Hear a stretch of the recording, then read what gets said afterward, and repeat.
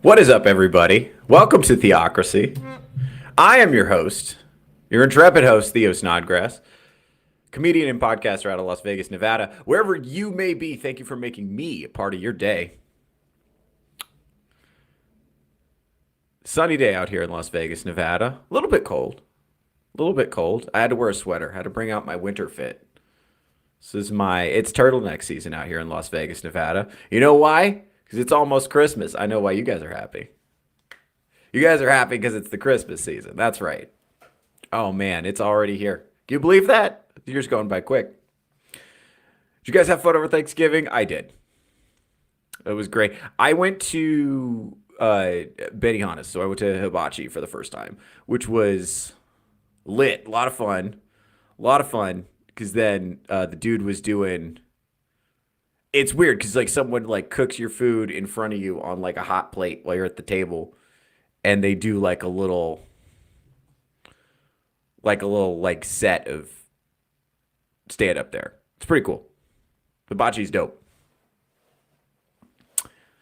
Hibachi's dope. And what's weird is they sit you with strangers though. So we were sat with like it was like me, Iron Oxide, friend of the channel, Mrs. Oxide was there, Selena, friend of the channel, and there was a couple who looked like they weren't having fun, and then there was a girl who was there with her parents. She had like a boob window shirt, which was, bold choice for dinner with your parents. I don't know what's going on there.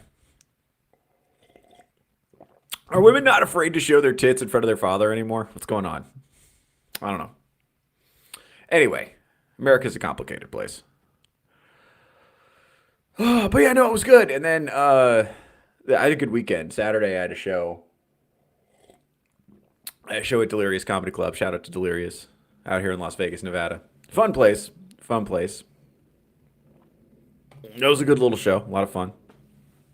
Fun audience. And Vegas is great because you get some locals, but you also get the audience that's like just people from Utah, Wisconsin, South Dakota, Texas. I did a show at Planet Hollywood Hotel and Casino. They have a little comedy theater up there. I did a show there, and one time in the front row, there's somebody from England, somebody from Australia, somebody from Ireland, all in the front row. So it's crazy out here. You get people from everywhere because of people are vacationing. So it's you never know what you're gonna get out there. So you have to. It's cool. It's like interesting as a performer what you have to do to kind of adapt to it. But yeah, it's a lot of fun. I'm having a good time. Having a great time. It's a tough season though. They say that holiday shopping is down. That people were not shopping as much on Black Friday. People were shopping less in store and shopping more online, and or like not shopping at all because they don't have any fucking money. That's weird. It's like I understand that. I mean, people just, dude. I don't know anybody who's doing like super well right now. I think everybody's going through hard times. That's why free sources of entertainment like this right here are so important. I'm doing a public service. I do this for you guys. Mostly I do it for me. But it's a little bit for you too.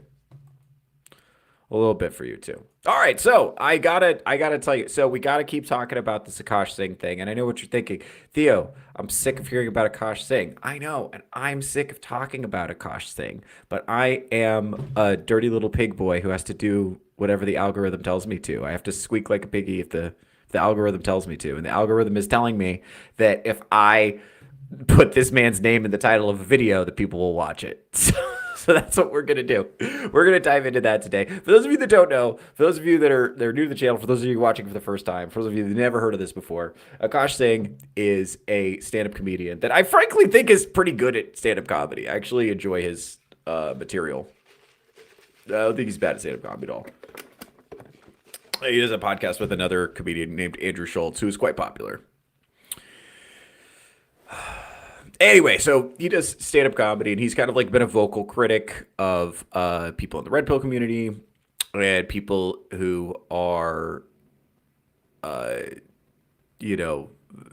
basically, he's been advocating for the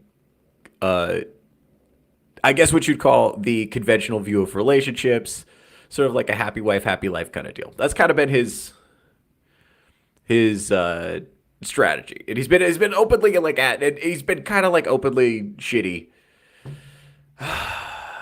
to people who are skeptical. And the other thing too is in his comedy, he tends to call out couples in the crowd and kind of judge their relationships a little bit, right? So he was kind of like known for doing that, and then his wife got a social media presence. His wife wants to be an influencer. His wife wants to be a reality star. His wife wants to have a podcast, and so she started putting out content. And the stuff she's been saying about him has been atrocious. If you're interested in that, please watch some of my previous episodes of my show. Guess what? I got great news for you. We have updates. There's more. And I know what you're thinking. Theo, how could there possibly be more? Because they will not shut up. They just won't stop. They just won't stop talking. I don't understand like how someone can... I don't understand how someone could like dislike the husband so much that they build an entire social media platform around it, especially when their husband's work is what pays for their entire pampered existence. But you know what? That's okay. And the good news is AKAASH himself has responded. We actually have a clip from one of his stand-up shows of him kind of talking about the controversy and trying to defend his wife. So we're gonna look into that. And then we're going to analyze whether or not his version of events holds up to scrutiny. And in fact, the very thing that he's talking about, his wife tells a different version of the story. So it's going to be a lot of fun. We're going to dive into that. Before we do, though, we're going to check in with the chat. What's up, chat? Oh, Full Metal Nate is here. What's up, buddy? What's up, buddy? Full Metal Nate actually does a stream where he hosts a D&D game that I play in. So make sure to check that out. If you're interested in the things that I do, then by all means, go ahead and check that out because I will be there. That's a lot of fun. I enjoy D&D. It's one of the few things in life. It's free. No one can take it away from you. All it requires is your imagination and participation. It's wonderful. And getting 5 people to show up to the same place at the same time on a semi-regular basis, which that ends up being the most challenging part of D&D is just scheduling. It's not the math. It's not the rules. It's not imagining things. It's not finding the books. It's scheduling. And in the era of computers, there's no reason to not be able to schedule things. So you can just play online. Runaway Vagabond is here. What's up, buddy? Actually, fun fact, Runaway Vagabond hosts a show called I Swear It's Not Hentai. I appear on that show as well. I'm the resident non-anime viewer, and they just like horrify me with the tropes of the anime genre. I don't understand anime as an art form at all. But, you know, I'm happy to be there. Happy to be included. Anyway, you guys ready to get into these videos and get into some reactions? Because I sure am. Okay, let's get started. Let's see what we got here. Yep, throw me down there. All right. So this is going to be, we're going to go over AKAASH Singh talking about his wife in a recent stand-up set. So this is what we're going to do. Go ahead. Talking about, again, I don't think these narratives, people calling your wife a gold digger and a whore and all these other things, it's a shitty thing. So I'm going to tell one story that I have never even told her. Honestly, she has no idea of this story. My wife and I met in 2014. I was not making much money. I was getting $25 a night doing stand-up. I was on MTV shows that paid dog shit money. If she was a gold digger, I didn't even have 10 to get the bitch, to be honest. Okay, now remember, this is the story, is that they met when he was poor. That's the story that he's sticking with. Remember that. That becomes important later. Go ahead. But then in 2018, I went flat fucking broke. 34 years old, I probably made $4,000 that entire year. And we couldn't even afford the living. As a 34-year-old stand-up comedian, can confirm. This part of the story is very accurate. This part of the story rings true to me after, as I'm looking at like my bank balance at the end of the year. This part of the story is accurate. Go ahead. We lived in New York City. We had to move out of that apartment and move to New Jersey. And what's even sadder than moving to New Jersey is I had to save up money to move to New Jersey. So we had to stay on her friend's couch for almost a month. We were basically homeless for a month. So I could save money to move to New Jersey. And I remember the night before we went to the couch, we had to stay in our apartment illegally. We were supposed to have been out by like 12 p.m. We moved everything out, but we didn't have a place to stay, so we had to stay there that night. It was just me and her sleeping on a hardwood floor. I'm 34 years old. She's 25 years old. I'm looking at this girl like, man, you could go be with an Indian who's a doctor, like a real Indian. You're a beautiful girl. You have so much ahead of you. Me, I don't know what my life is going to be. I'm 34. I'm fucking broke. This dream might not ever happen, but I'm too fucking moronic to quit. And I have nothing to give her. It's just a light jacket. It's like October. We have nothing. So I hand her the jacket, and then she said, what's this for? I said, you can use it as a pillow. And then she goes, well, what are you going to use? And I said, I'll figure it out. She handed me back the jacket. She goes, you take this. And then she laid with her head on my chest and her arm around me the entire night. And I remember thinking in that moment, this is why I haven't shared this with her, because I remember thinking, I don't know if I'm going to be able to marry this girl because I'm so broken. I'm in such a bad place and it's a dark fucking time in my life. But I know I will never find a girl that loves me this much ever. Okay, see that right there. That right there. What did we talk about, right? I said, because a lot of you asked me, you were like, Theo, why does he put up with being treated this way? And it's like, because of the narrative in his head.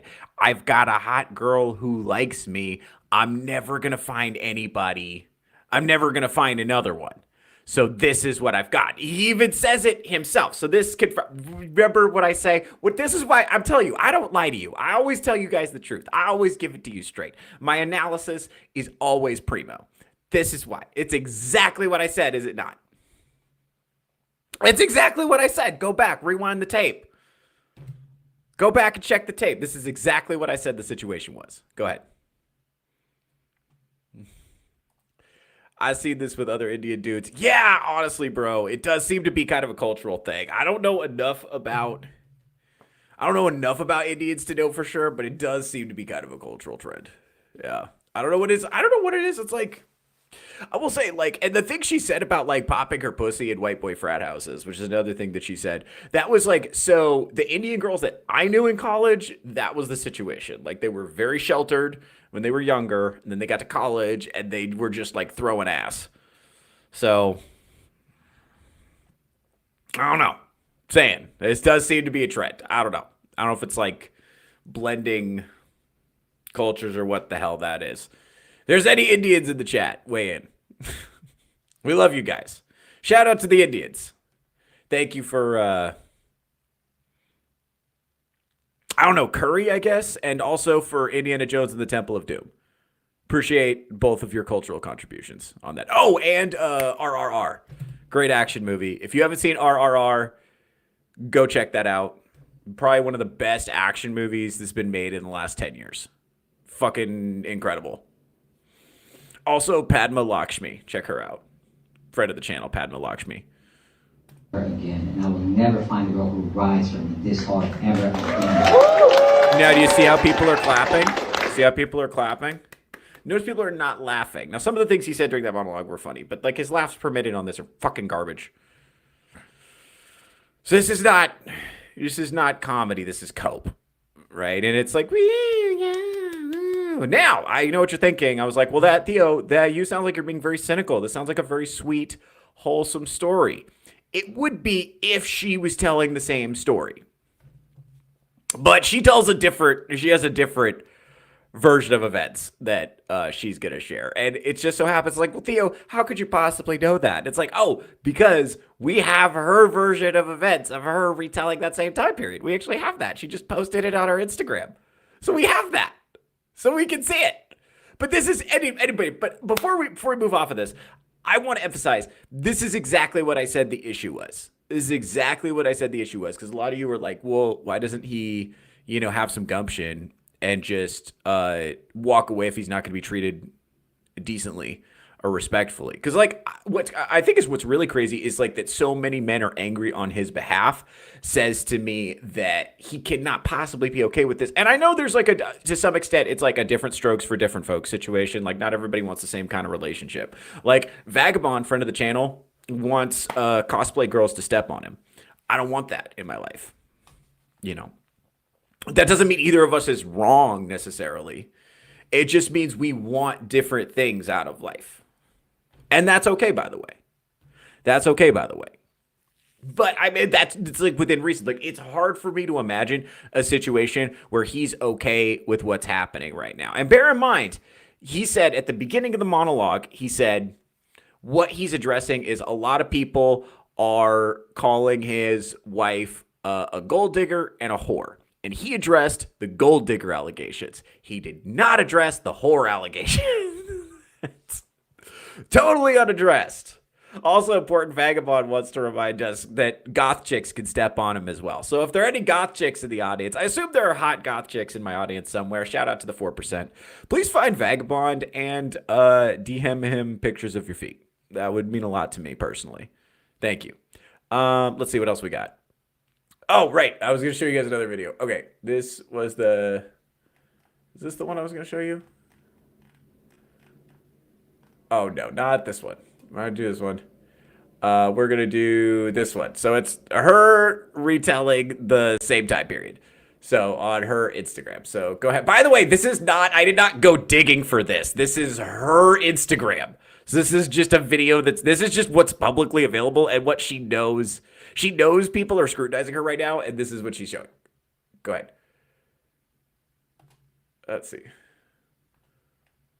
Let's go ahead. Of why me and my husband broke up before we got married and why it ended up being the best decision we ever made. For those of you who are new here, hi, my name is Jasleen. I'm a stay-at-home wife, but I don't cook or clean because I don't feel like it. And my husband is a full-time stand-up comedian and he buys me lots of nice things. First and foremost, I'm sharing this because I share a lot of content with my husband and I think sometimes it, is escapist and kind of gives you guys like this idea that we're in a fairy tale, which is so sweet, but it does.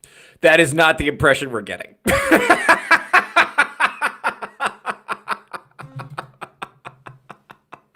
No, that's not how I would describe my impression of you. No, and this is, by the way, in case you think, oh, maybe this was from a couple of years ago, November 4th.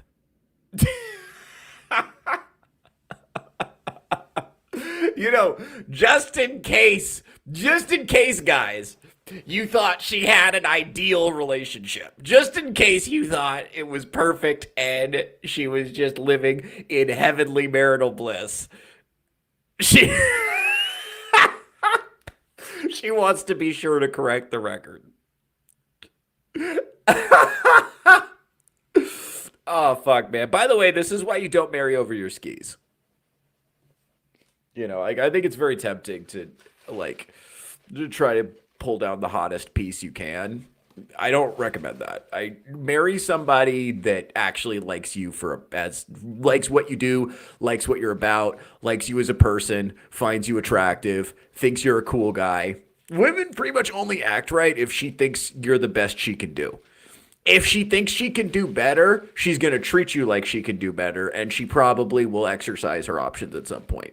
I think relationships work best when the woman thinks that the man is her best option.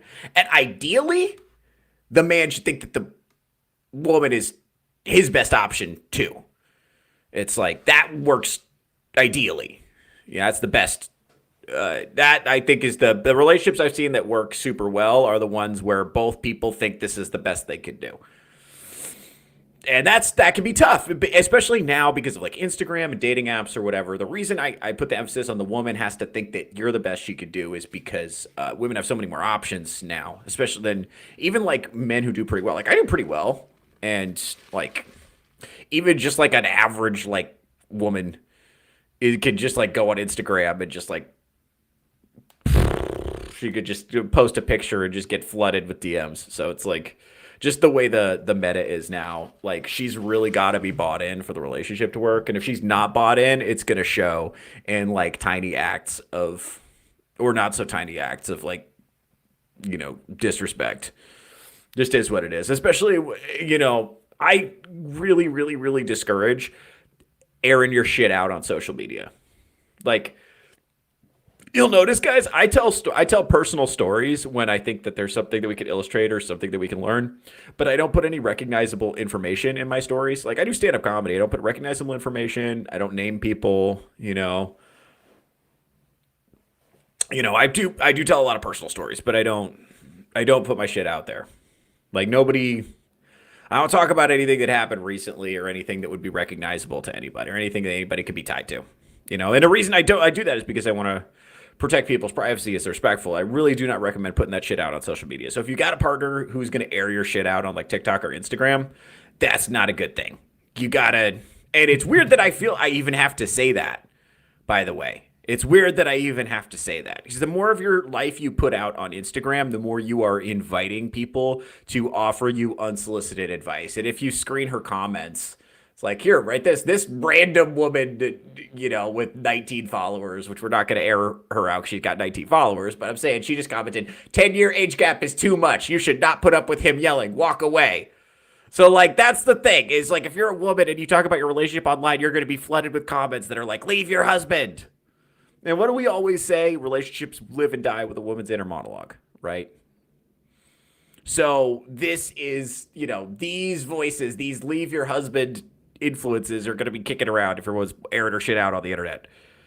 That's just going to get inundated with that, with people who are actively rooting against you, not because they know you or not because they know anything about your relationship, but because, like, this lady's got a gripe with men in particular. There are certain women who will go online and try to break people up because they don't like men and they don't like that other women are happy, right? And there are certain men who will do the same thing, who will be like, bro, she's cheating on you. You got to ditch her and get a roster. And it's like, do not subject your relationship to the judgment of the mob. Because remember, we always say about mobs, a mob is, a mob with torches and pitchforks. All they're good for is torches and pitchforks. A mob of people is 2 standard deviations more retarded than a regular rational person. Mobs are stupid, right? Groups of people are skittish, fearful, highly emotional, retarded, hormonally driven. Not good. Not good. So stay away from that. All right, go ahead, sweetheart. Sorry I interrupted. Go ahead. Definitely wasn't always like this, and I want to normalize like true fights and issues that. So to be clear, her relationship was not always this good. That's the point she wants you guys to internalize, is that, as idyllic as it seems to be now, it was not always this good. Remember that, guys. Remember that. Go ahead. That couples definitely go through. I met my husband in 2015. I was 22. He was 31. I was very young in life experience, and he was like very young in relationship experience. We fell in love. Yeesh. Okay, so that's a problem right there. So one of the problems is like this disparity in relationship experience is like, that creates a problem. Like, I know, like, if you're a guy who like doesn't have a lot of bodies or doesn't have a lot of romantic experience, and you get a girl who has some bodies on her, it can feel like, oh, well, that doesn't matter. That doesn't matter. It's like, it kind of does. You gotta want somebody that's like either is kind of in the same ballpark as you, or has less experience than you, if you can swing it. If not, if you don't have a lot of experience, you can't find somebody with less experience than you, try to get somebody in the same ballpark as you if you can find it. Because that's going to be better, because that just that disparity is like, it invites trouble, is what it does. It invites trouble. There's going to be flighty. There's going to be just like stuff that they're doing that you're not going to understand. You're just not going to get. You're not going to be able to process it. And that's what's happening to AKAASH now, is I think his lack of experience with women means he does not see that he's dealing with a person who doesn't particularly respect him all that much in the way that she's treating him publicly. He doesn't have a way of like clocking that because he has a lack of experience. Anyway, I'm talking over the video too much. Let's go over the video. Go ahead. love like super quick. We're very enamored with each other, and everything just like moved really fast. For the first 2 years, we would Also, that's retarded, by the way. Just like don't start, because what they're saying is like everything, they fell in love super quickly, which means they started fucking right away. So don't do that. That's a great way to make all of your rational faculties retarded. So don't do that. Don't do that. And don't fucking like move quick. Like be super selective. You should hire slowly and fire quickly. That's my recommendation to you. get in these big blow up fights, but because we were so like enamored with each other, like we wouldn't last long. We'd just be like, okay, let's make up and have makeup sex and like whatever. Like 2 or 3 years. See, that's what you do. It's just like, okay, we could resolve the core issue that's at the center of this fight. Okay, we could resolve this core conflict in our relationship, or we could just fucking call it a day. So we're gonna fucking call it a day. This is why you don't start fucking people immediately. Go ahead.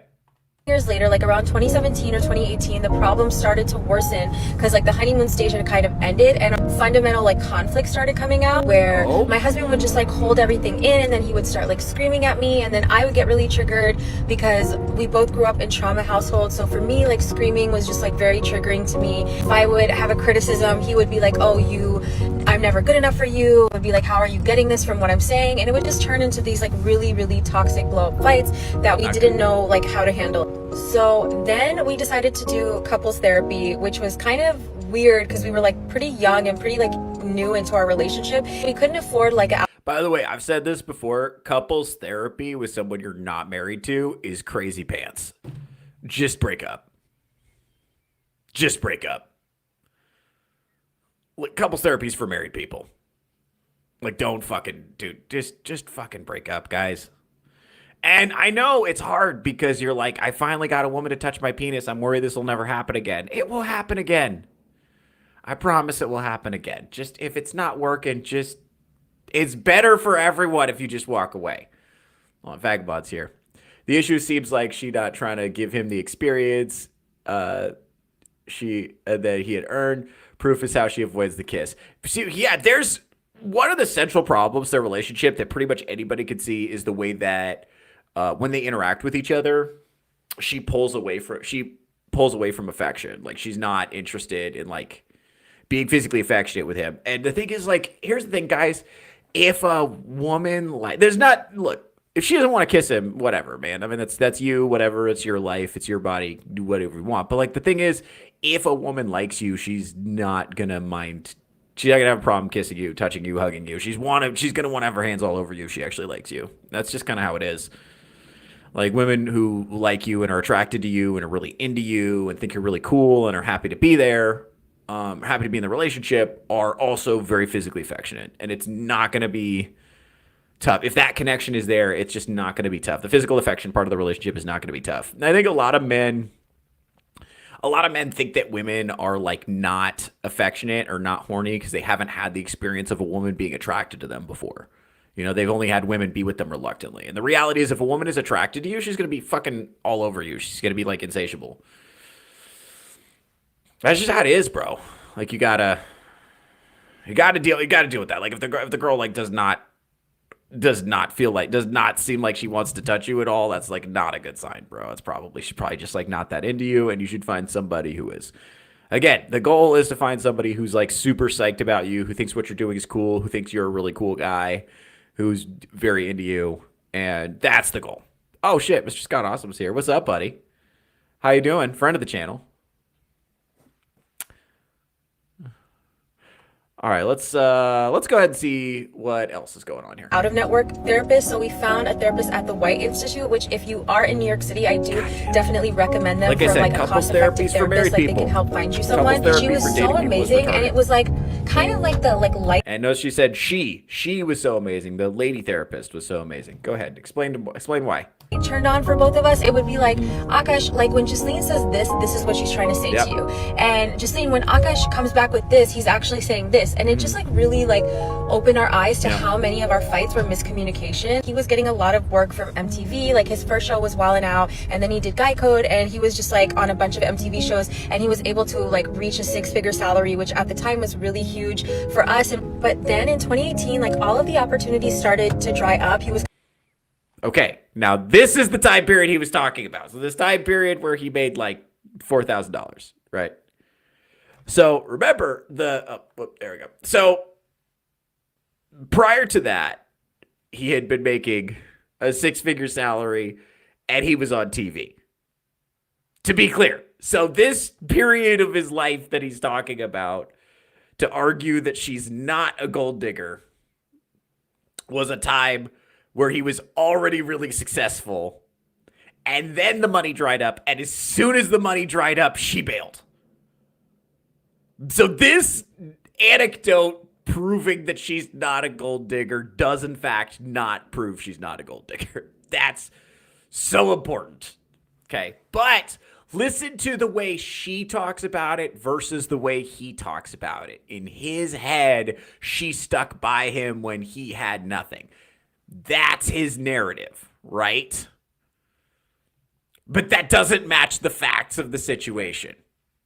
So for those of you that are like, why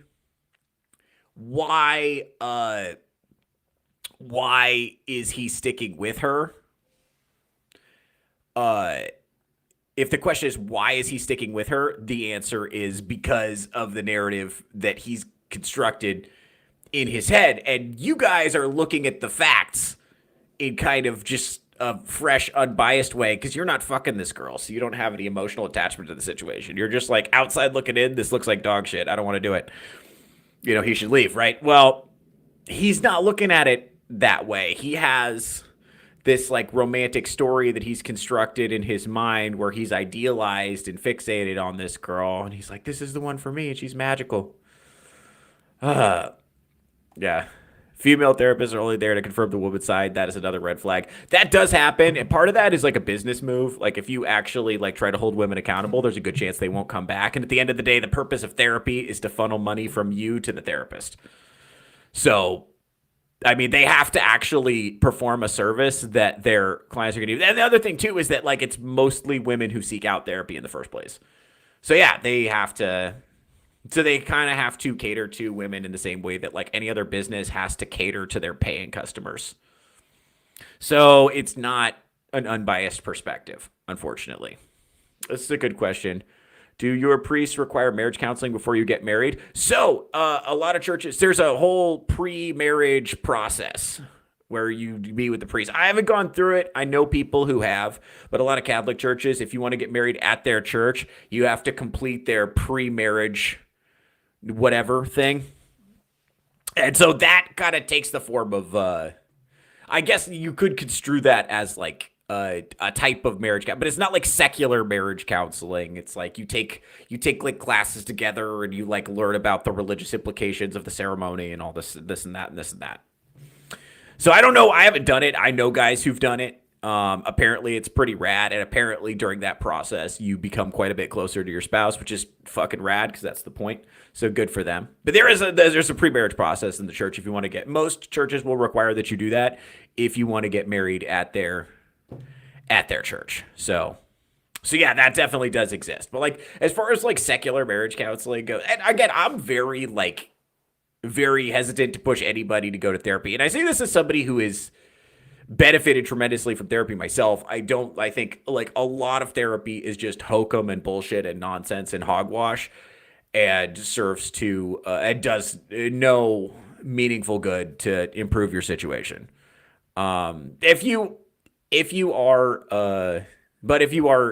you know, if you find yourself like needing couples counseling, you know, just because you can't get along with your girlfriend, it's probably best if y'all just split up, to be honest with you. Like, cause it just ain't working, man. It just ain't working. Although, to their credit, it does sound like they fixed their shit and fixed some of their communication. Although, that being said, if you see them communicate now, it's like, yeesh. Jesus. And again, we're only seeing the social media version of reality. It's entirely possible that this is all an act and they're just like awesome off camera. I'm not completely discounting that. I just kind of doubt it. Like, and if she were like a reasonable, thoughtful person who was empathetic to her husband and was like listening and like paying attention and being able to read the room, that she would notice how much damage what she's doing is doing to his personal brand. And she would think, oh, this is my meal ticket. I probably shouldn't ruin it. But she doesn't seem to have that level of self-awareness, unfortunately. But yeah, I don't know if Indian people do that or not. I have no idea I don't even know what religious tradition they are. If that's like Hindu or Muslim or what the fuck it is, or Buddhist. I have no idea what they got going on. But no, generally speaking, if you want to get married in a Catholic church, you have to like do their like pre-marriage whatever. Yeah, so all right, let's figure out what she's gonna say. 'Cause we're wrapping up this video. We got so much more to get through. Oh my god, it's gonna be so much. This is just like a never-ending content machine. I don't know what I'm gonna do, but I have to talk about something else. Go ahead.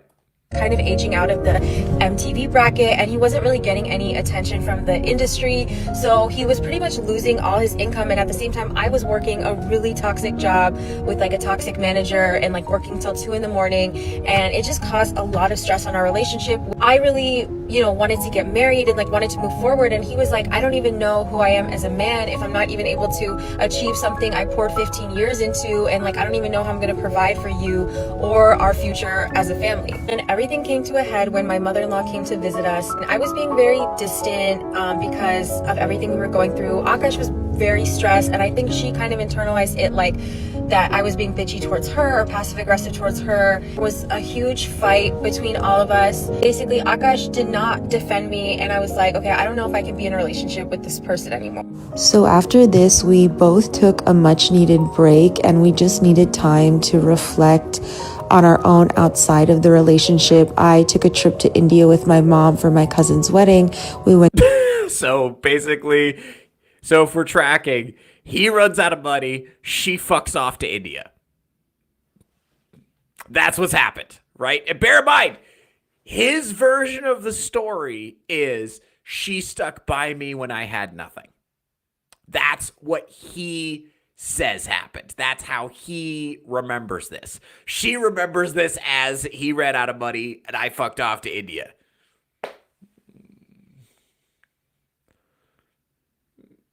went to see their Bar Sahib, which is the holiest Sikh temple, and I just wanted to find my identity again and reconnect with my spirituality. And similarly, Akash needed to find his voice within the relationship and find his voice between his mom and me. Finally, a couple months later, I just had this epiphany. We were still getting in fights. By the way, I can't imagine why his mom didn't like this woman.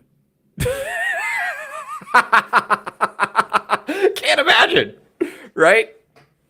Can't imagine why his mom would not want her son to date a woman like this, right? Why would that happen? But Akash went on his own trip to India, and my Nana Ji was sick in the hospital. He flew out of his way to go see him in Punjab. I woke up the next day seeing pictures of him, my Masi, and my Nana Ji, and I had this moment where I was like, okay, I know he's the right one. We're gonna make it through this, and like we can make it through anything, and I'm sure that this is the person I want to be with. 6 months later, we were engaged, and my husband started a podcast with his co-host that started generating income. This is the Flagrant podcast, by the way, which is wildly successful. But also, that's the podcast that currently today is feuding with Fresh and Fit, which is causing all this nonsense to be trudged up. So, kind of funny how things work out. Go ahead. To like do the thing that he loved the most, which was stand-up comedy. I just feel like God burned our relationship to the ground so that the soil could like start fresh. And the reason I'm sharing all this is because I know a lot of times when you're looking on social media, it really does seem like a highlight reel and like, oh, they must have always had this perfect life, but it took a lot of... That is not how people see a relationship. That's the other thing too. She has a selective... So, because Vagabond's making a good point. He has selective memory.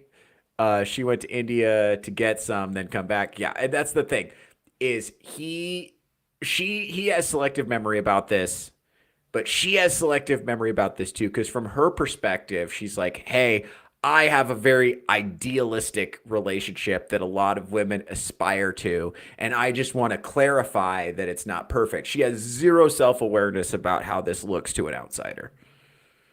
She has zero. So I would say they are both varying degrees of delusional about how this looks to an outsider. Let's see.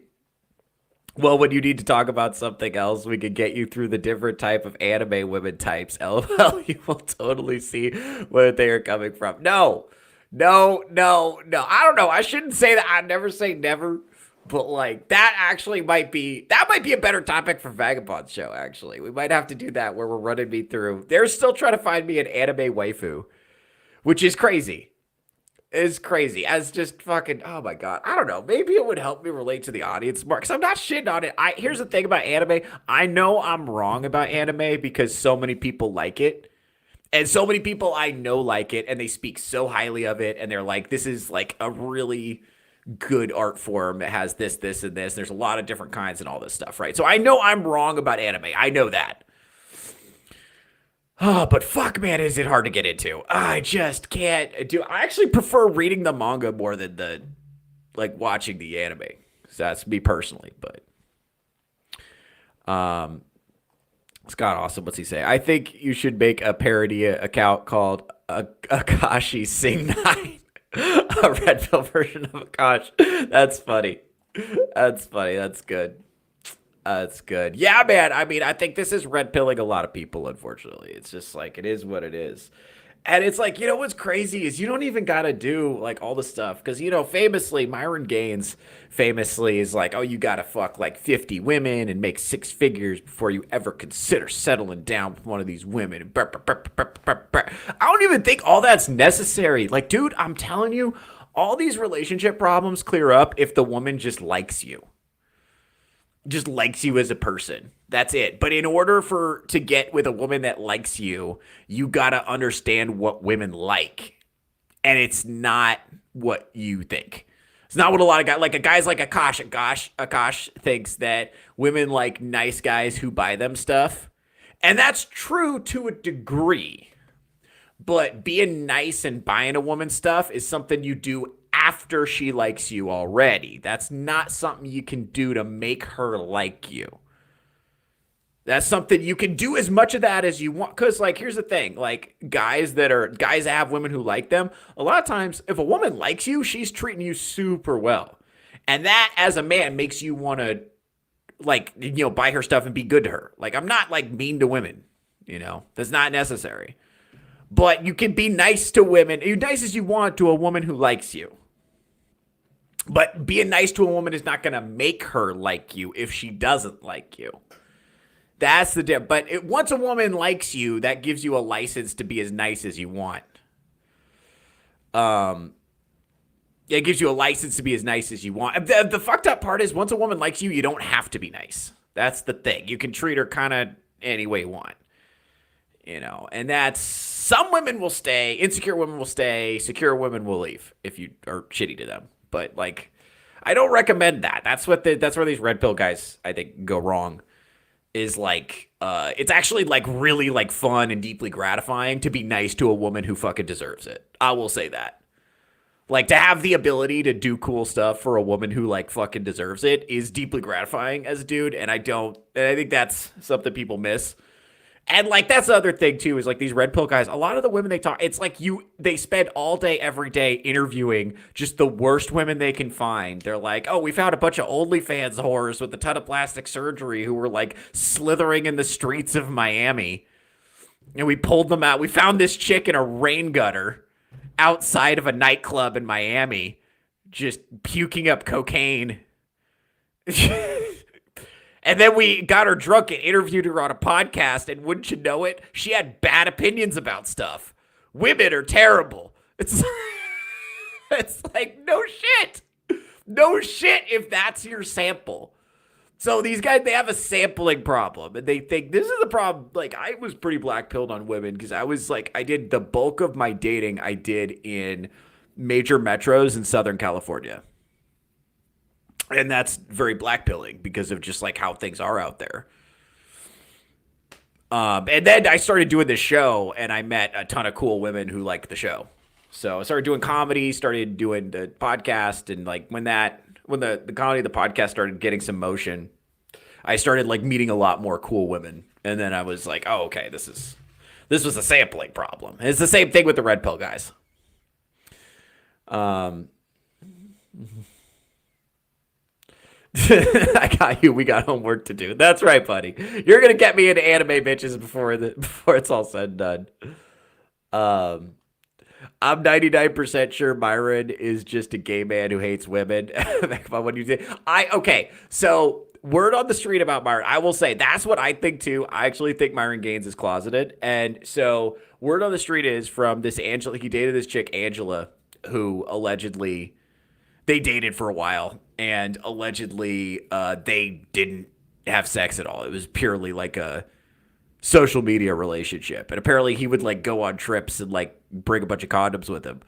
But it's like, you know, what are the condoms for? So I do suspect that he's like deeply closeted. That's my suspicion. Can't prove it. I don't know anybody he's had sex with. And to push back on that, allegedly he has tried to. There are women on the show who said that they've had sex with him and that he was, but only for the purposes of like accusing him of misconduct. So I don't know. So anyway, but it turns out, unfortunately, with situations like this, it validates everything he says, because if AKAASH had done all the stuff that Myron said for him to do, he wouldn't be in this situation. Now, that's not the only way to avoid this situation. You just like date women who like you. That's it. That's the whole thing. You know. Anyway. Oh, man. Oh, what's up? Let's see. PXM the King is here. What's up? Small minority bro. Yeah. R.I.P. Well. Yeah, I don't know. The cool thing about women is you only need one good one. You'll need to find one good one. It's a cool thing about women. So 99% of them could be total garbage, and that still leaves you like, you know, like what, like 700 million or whatever to choose from. So you ought to be able to find it. Or 70 million, whatever. So you ought to be able to find one that's good. Anyway, let's see what she's got going on.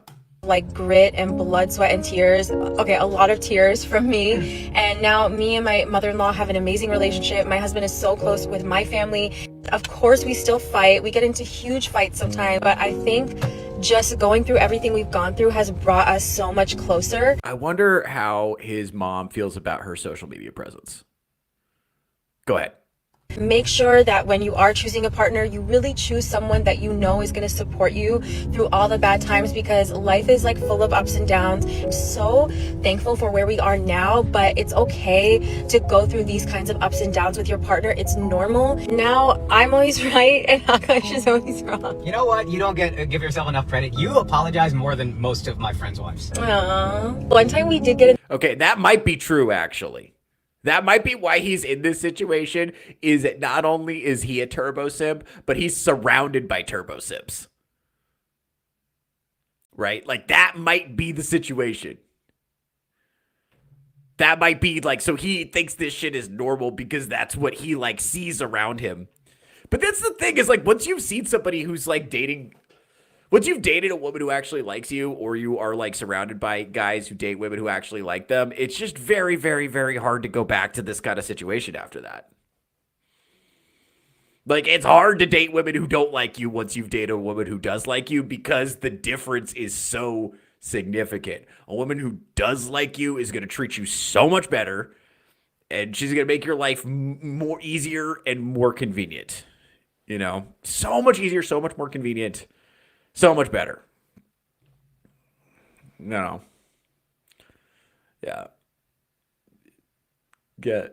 Is she talking while he's driving? Imagine, LMAO. Yeah, seriously. Seriously. Imagine you're driving and your girlfriend is doing a TikTok story time about the time you guys broke up. Just... Why are you sharing with that? Here's the thing, like, not everything is for everybody. Like, not everybody has to, like, know everything. Like, you can keep stuff between us. You know, like, some things are just private. Like, not everything has to be public. And this is what I'm saying is, like, a lot of women, like, we're in a streaming space where, like, the women that do streaming on this side of the internet all have interests. Like, they do shows about games and movies and pop culture and all this other stuff, all this or current events or whatever. Like, they're interested in stuff. And I think with this woman and with a lot of women, she doesn't have any interests, right? So she thinks she likes nice things. She likes makeup. All she's got to talk about is times she was naked, different times she's been naked, people she would like to have sex with, and embarrassing things about her husband. And I think that's it. And if you look at what she makes social media content about, it's like clothes, trips, shoes, different times she was naked, people she'd like to have sex with, and embarrassing things about her husband. And I think that's probably the top 5 things. Probably those 5 things is probably, if you put jewelry under clothes, that's probably like 99% of her content that we've seen from her so far fits into one of those categories. So, like, I mean, this is what, like, some women just don't have interests. They just don't have anything going on. I think we're very spoiled on our side of the internet because all the women that we hang out with over here, like, play games and watch movies and pay attention to the news and stuff. So we're very blessed. Shout out to the 4%. We love you guys. We love you guys. Yeah. This huge fight. What was it, last year? I think it was last year. Before I started Lexapro. And I came in. Before he started Lexapro, bro, fuck, dude. Look, I'm not shitting on people who take SSRIs. All right, look, me personally, because of my experiences, I'm not pro psych meds. I'm not for it. That's me personally. Not shitting on y'all if that's the decision you want to make. That's between you and your doctor. For me personally, I'm not for it. But why are we talking about that on live, bro? Why are we talking about that in the video, bro? We don't need to share everything. Dude, like, what the fuck is... Why can't we just have a little bit of privacy? What happened to privacy? What happened to, like, some things are just between us and we don't need to, like, put it all out there? What happened to that? What happened to, like, the dignity of behind closed doors? That whole expression, behind closed doors. I think social media has fucking eradicated that. Here's the thing, like, I'm totally fine with women having social media. I'm totally cool with that. But I don't think social media should just be, like, pictures of your butt cheeks and, you talking about how, a bunch of embarrassing shit about your husband. Oh, SSRIs are antidepressants, just to answer the vagabond. SSRIs are antidepressants, selective serotonin reuptake inhibitor, which is just a colloquial term for antidepressant. So Lexapro is it's a drug you take if you're depressed. If you don't, like, honestly, dude, what's crazy about it is, like, the data suggest, and I don't want to shit on this too much because I know some people get a lot of value out of them, whatever. But I gotta tell you, I was on psych meds for a long time, and it fucked me up. I don't take any psych meds now, and my life is a lot better. Now, I'm not saying that's right for everybody, but that was definitely right for me. Like, a lot of the benefits you get from psych meds, you can get from changing your job or going to the gym, getting more sunshine, get a fucking cat, spend more time with your friends, get a girlfriend. Like, a lot of the time, it's like, are you depressed or does your life suck? That's the thing. I think in this culture, we're just, like, way too quick to go to medication. And it's like, are you having a normal emotional response to your life not going well, or are you depressed? Because I guarantee you, if you had cool stuff to do, you liked the people you hung out with, you liked where you live, and you had a dog, and that would fit a lot of people's problems. They just need friends, a romantic partner, a dog, and something to do with their time that they actually like. Not even all their time. Like, everybody has to do shitty things sometimes. You know, and a lot of people really do need to exercise. I'm not saying go to the gym, but like some people, you need to go to the gym or you need to hike or you need to do something that causes you to move in a way that makes you sweaty a couple of times a week. That would really honestly do a lot for people, but they jump straight to the medication, you know, and unfortunately it does have side effects. At least that's been my experience. Like the side effects are kind of a motherfucker. And I feel that it inhibits your creativity personally. So if you're a very creative person, that's my feeling about it. But hey, let's check in with the chat. I wonder what her parents think of their daughter. Yeah, that's the real question. Zero self-awareness. Crazy. It's actually crazy. It is wild that she's just doing this while he's driving. Bro, I can't imagine being in the car and bear in mind, at this point, they're driving in a car he pays for. She's talking on a phone he pays for. She's wearing makeup he pays for. She's got Botox in her face that he paid for. She got lip filler in her lips that he paid for. She's got straight teeth that he paid for. She brushes those teeth with toothpaste that he paid for. She's wearing clothes that he paid for. And she's got her hair done in a way that he paid for. And so on and so on and so on and so on. Like he is funding her entire lifestyle. And she's sitting in there talking into the phone like, story time. Remember when my boyfriend was broke and I went to India to fuck other people? Teehee. Crazy. Crazy work. Crazy work. Anyway, let's bear in mind his version of the story. Let's remember from top of the hour, his version of the story is she stuck by me while I was broke. And the facts are, no, she in fact did not. No, she in fact did not. And by the way, I'm not even saying she should have stuck by him while he was broke. Like, listen, if you're a woman and you're hot and you're dating a guy and that guy's broke and you don't want to date him anymore, that's fine. That's your prerogative. You like make whatever choices you want to make, have whatever standards you want to have. If you feel like letting that guy go is the right decision for you, so be it. You know, you should be with a guy who you think is your best option, right? And as a guy, you should date a woman who thinks that you are her best option, because that's going to set you up for success within the relationship. She should think that you're her best option.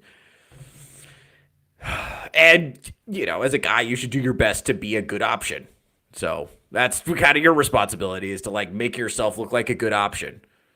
And there's a lot of ways to do that. Different women like different things. That's to their credit. I mean, guys tend to like looks. Although, to be fair, we like a lot of men like a lot of different sizes and shapes of women. You know, some guys like skinny bitches, some guys like muscle mommies, you know, some guys like, you know, like a little jiggle. I like them girls that go squish when you hug them.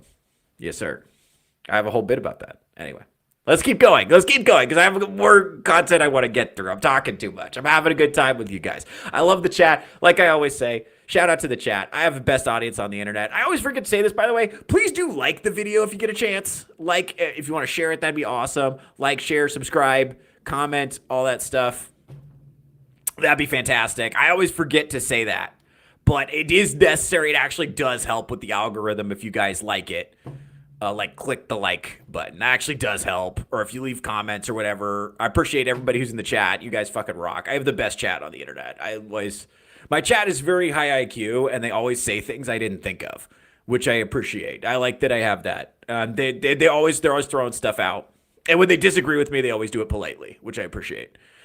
Like, it's, we have a very thoughtful discussion around here, you know, and the chat talks to each other, which I appreciate. So I have a great audience. We're cultivating a good little community on this side of the internet. So I'm very, very grateful for that. But it does help if you like, share, comment, subscribe, retweet, share it with your friends. Because we all know, listen, if you know, a lot of people know young men, your little brother, your little cousin, whatever, guys who are struggling out here trying to find good information. I do my best over here. So go ahead and send them the show, because that's who I do it for. I try to reach that. I think like half my audience is like the 25 to 34 demographic, and then like another third is the 18 to 24 demographic. And it's 96% male. That's who I'm doing the show for. So I'm not complaining about that. That's who I'm doing the show for. But you know, if you know somebody in that demographic who you feel like would benefit from the show, please do send it their way. Because I am trying to do it for them. I'm trying to give them non-retarded information, which is very hard on today's internet. Like, anyway, let's get back to the video, folks. That's enough of me fucking whoring myself out. Go ahead. And I got my Go Yard pet carrier, and I was like, check. Checkmate. Story time of what? Oh my god. Anyway. That was just so much. Okay. Let's do another tab. Okay, so this is... Oh, this is a now deleted advice. This is her advice to college girls. So this is a fun one. This is a fun one. Let's see what she said. By the way, she's deleted this video since then. So she's starting to respond to the feedback. I think what she's noticed is that her comments went from not a lot of people watching her content, you know, mostly positive engagement, mostly engagement from people who like her, to now I think she's overwhelmingly getting a lot of those thumbs down, a lot of the negative comments, as, you know, a lot of the, you know, red pill guys are flooding her content with negativity, which, by the way, I do not advocate for. I don't advocate. Actually, you shouldn't engage in any, you shouldn't leave comments on anything really on the internet, except for my videos. Comment on my videos. But, like, honestly, a lot of these, especially, don't fucking leave hate comments on people. Don't send hate messages to people. That's like that's a low vibrational, low IQ behavior. I understand it's, like, very infuriating when you see people acting this way, and it's very tempting because the comment bar is right there to be like, hey, fuck you, lady. And I'm not even saying she doesn't deserve to get a little bit of pushback. She does, you know, but that's like a low vibrational, low IQ.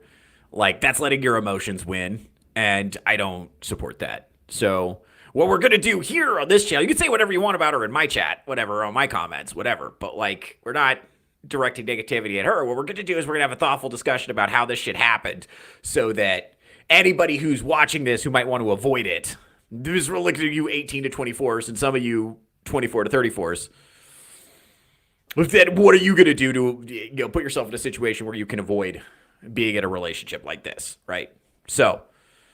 because I know some of the guys watching the show, some of these guys are like some of you guys are OG, some of you guys are unk like me, some of you guys are big bros and unks, you know, but some of you are, you know, young fellas, YFs,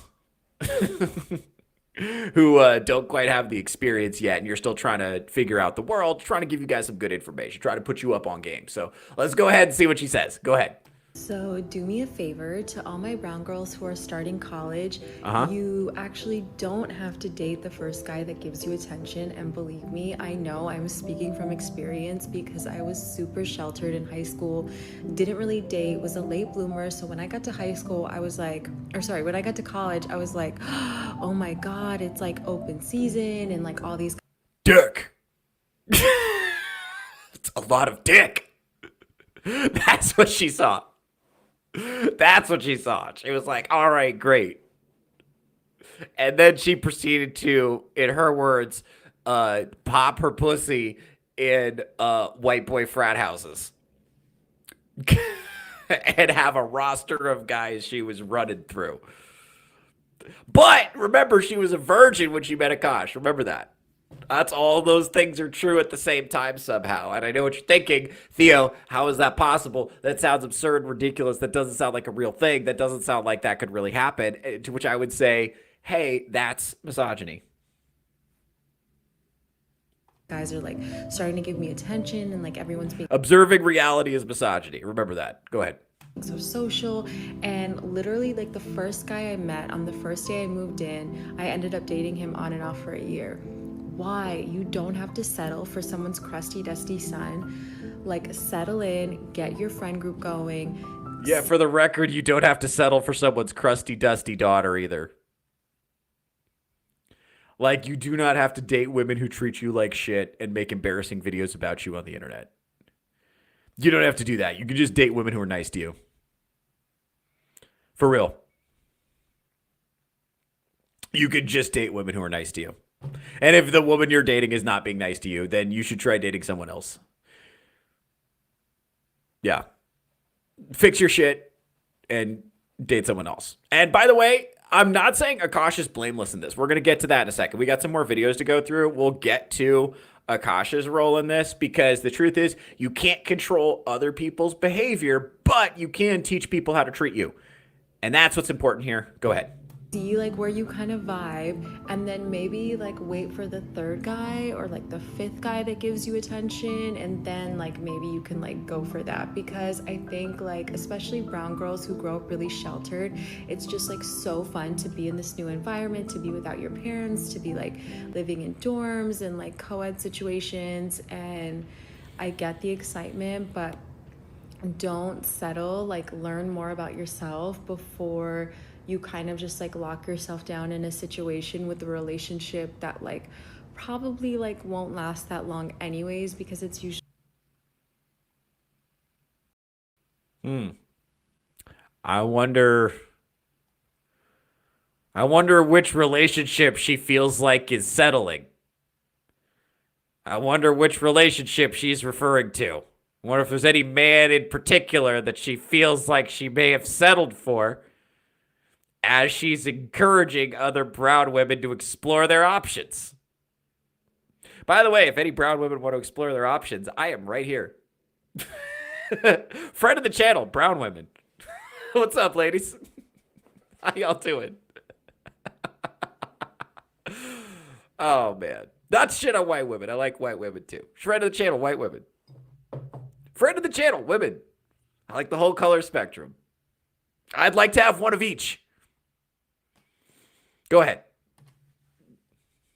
just like puppy love and you know all that stuff, but I'm saying that with the best of intentions. It's gonna be like so much fun. I feel like I had so many fun memories in college, so yeah. So many fun memories in college. I agree. The fact that you used the term open season. Yeah, exactly. Exactly.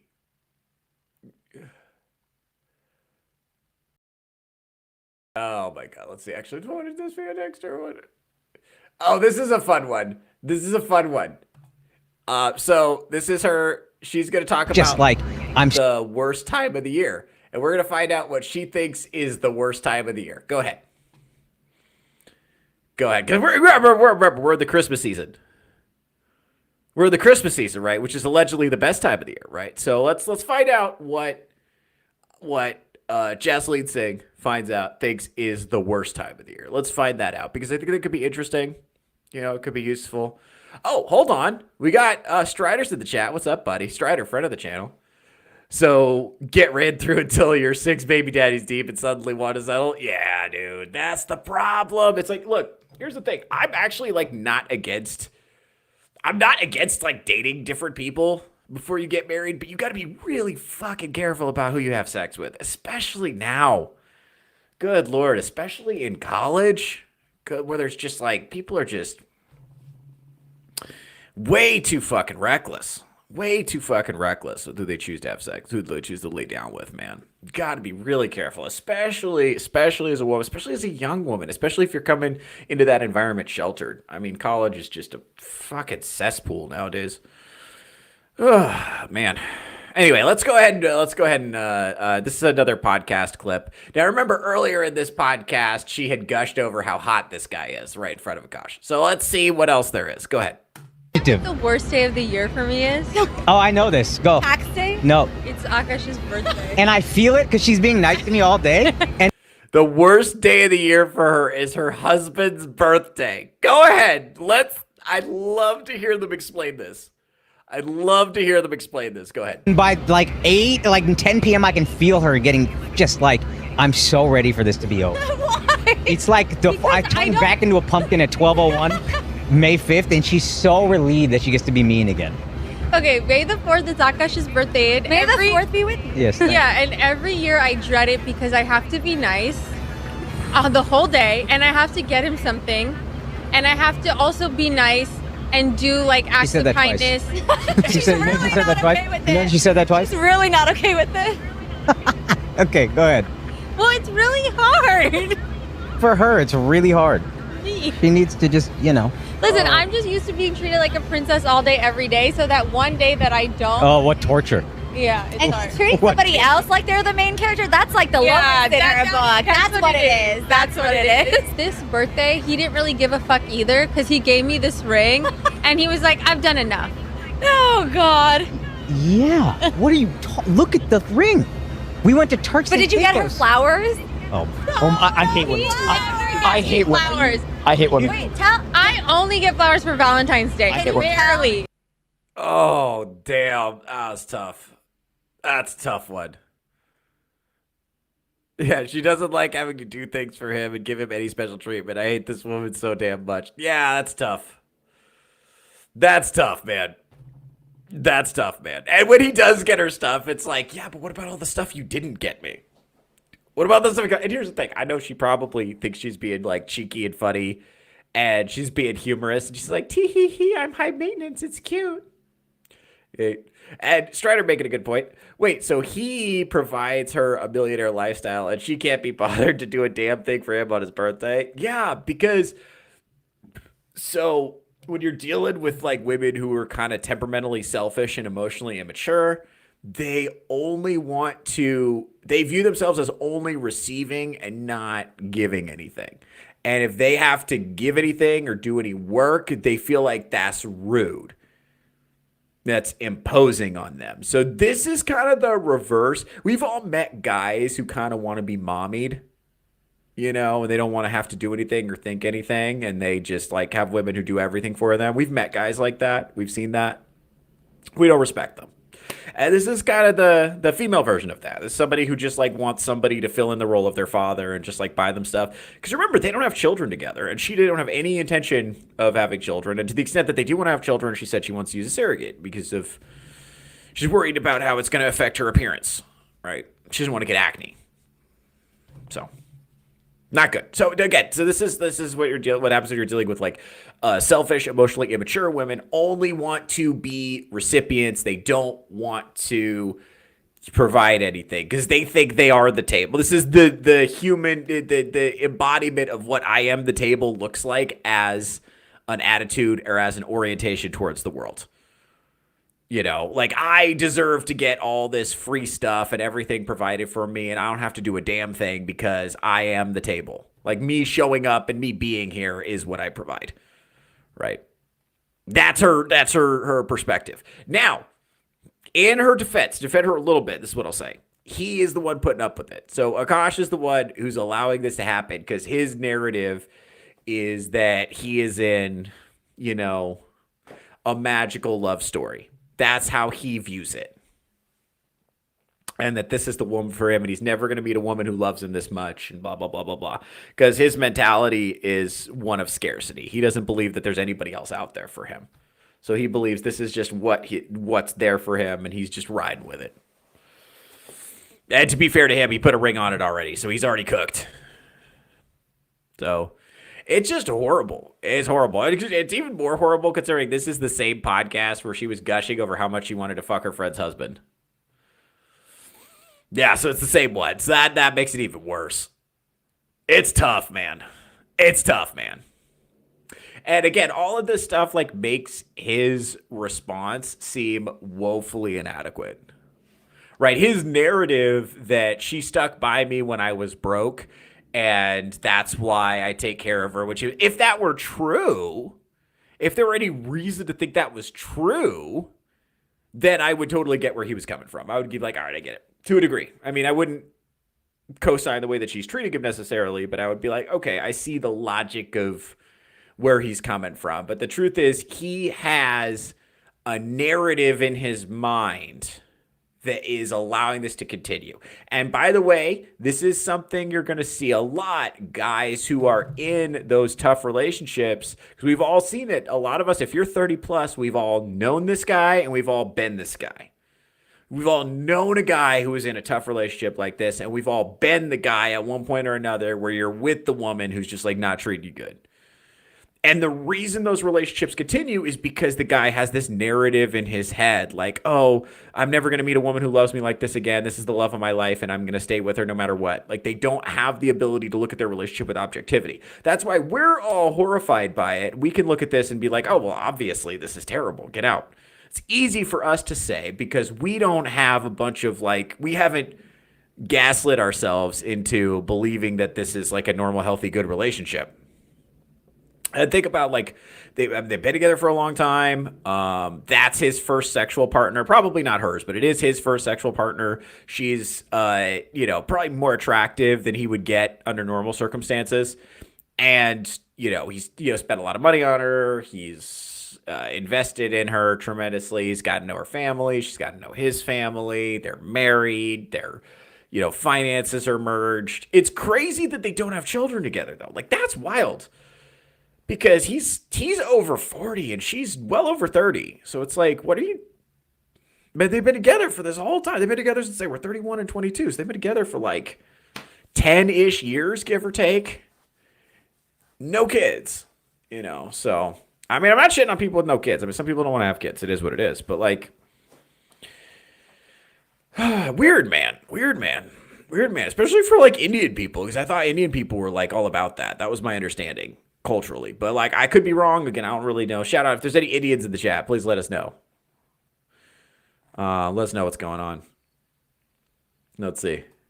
I'm growing less and less inclined to feel sorry for AKAASH at this point. The lack of gratitude is unforgivable. Yeah, it's like that's the thing. What makes it so gratifying as a man to do nice things for a woman is the fact that she appreciates it and the fact that she has showed up for you. When you get a woman who's shown up for you time and time and time again, who has supported you, who's believed in you, who's really poured into you and supported you, and then you get an opportunity to do something, really awesome for her that is the product of your hard work, and that gratitude comes back, and it's like, hey, you're in that positive reinforcement cycle of she likes you and respects you and thinks that you're the best she can do, which causes her to be nice to you. And then her being nice to you makes you like her more. So that makes you want to be nice to her, and so on and so on and so on. Once you're in that positive feedback loop, like it's fucking awesome to do nice things. But a big part of that is the gratitude, right? And I think the fact that we're like, as men, we're kind of like dying vicariously for AKAASH because it's like, oh, bro, going on. But at the end of the day, Extra's got a good point here. The reason this is happening is you cannot control other people's behavior. You can only control your behavior. He's the one who's choosing to put up with this. He's the one who's choosing to not have boundaries, to not have a backbone, to not stand up for himself, right? And that's why he's continuing to have these problems. That's why. It's not because, like, she's probably been like this the whole time. To her credit, like, she probably hasn't changed. And he's known about it the whole time. She's been the same person. And she's open about the fact that she's high maintenance. She's not like covertly high maintenance. Like she's openly ungrateful and demanding and materialistic. So the thing is, like at some point, if somebody tells you who they are, you got to believe them. So if somebody's acting in a way that's emotionally immature and materialistic and ungrateful, and they're not acting like a person that has the kind of emotional stability you'd want to have in a long-term partner, then at some point it's like if you buy a used car, if you go look at a used car and the transmission's bad and then you buy it and the transmission goes out, that's on you. Doesn't matter how cool the car is. See what I'm saying? And that's what this is. That's what this is you got a car with a bad transmission, car with a bad transmission, and it's had a bad transmission the whole time, and he's the one who chose to go through with the marriage. So that's on him at some point. You gotta assign responsibility. You gotta assign responsibility. Oh, we got another video. Let's see what we got. I love that. That's the thing, is like this woman just keeps supplying content. Before we watch this, just look at these pictures. Look at these pictures. It's always him kissing her and her either looking at the camera or her like slightly pulling away. Like he's always leaning into her. Right? Go ahead, sweetheart. Let's see what she's got to say about this. I don't even know what this video is. I just pulled it up. So we're gonna find out together. Go ahead. Where the fuck has chivalry gone? Yeah.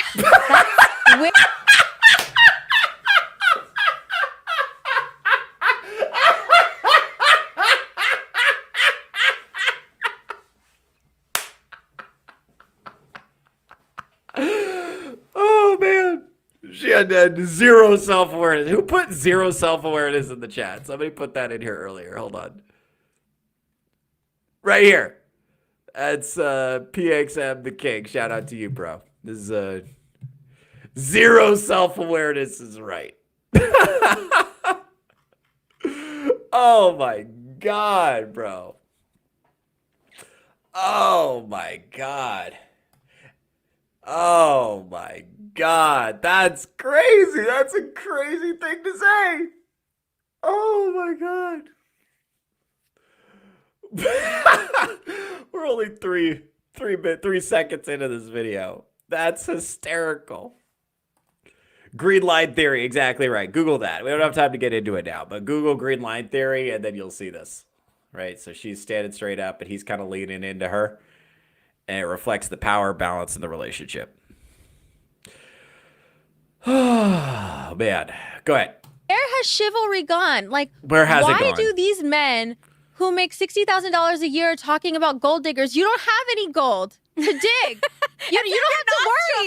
You don't even have to worry about it. It's like, bro, we're not even talking about you, because the guys that are actually in the 1% tax bracket, they want to do like the things that my husband and Nav are doing. They want to take care of women. They don't want us to be stressed. They want to be in our divine. They want us to be in our divine feminine energy. Investing in your wife is the biggest ROI that you'll ever have. Investing in your wife. What value do you generate, though?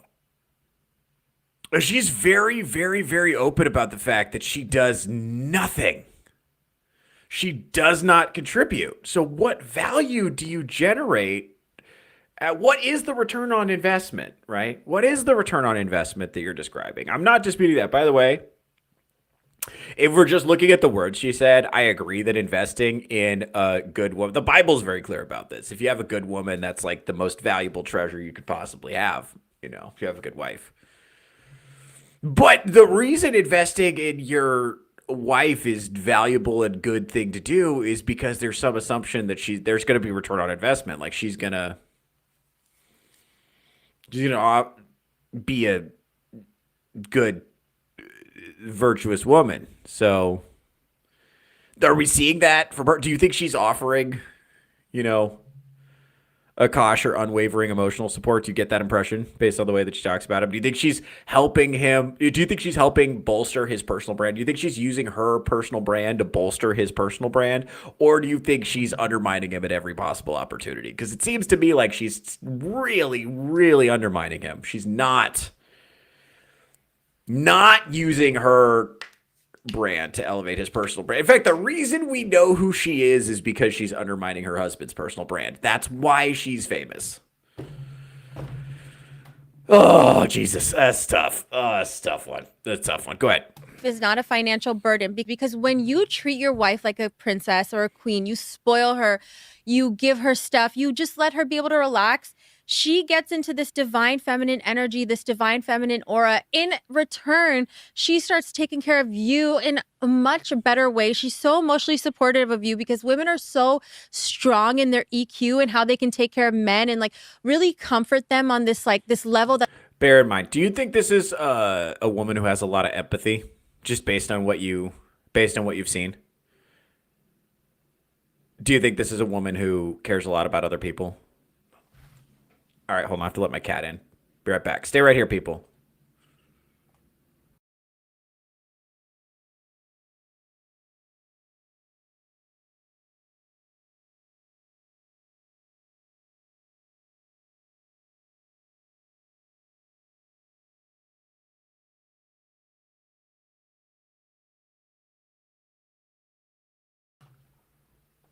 All right, I'm back. Yeah, do you think this is a woman who has a lot of empathy based on what you're seeing? Do you think this is a woman with like a strong EQ who's super emotionally supportive? Or do you think that she has been a disastrous net negative on her husband's personal brand and might have ruined his career? Is that the return on investment that he gets from treating her like a princess?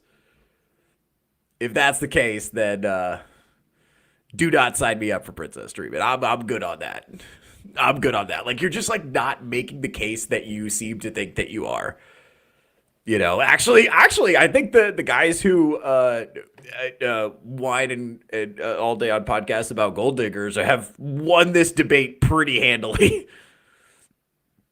What's crazy is that this has all been a series of unforced errors.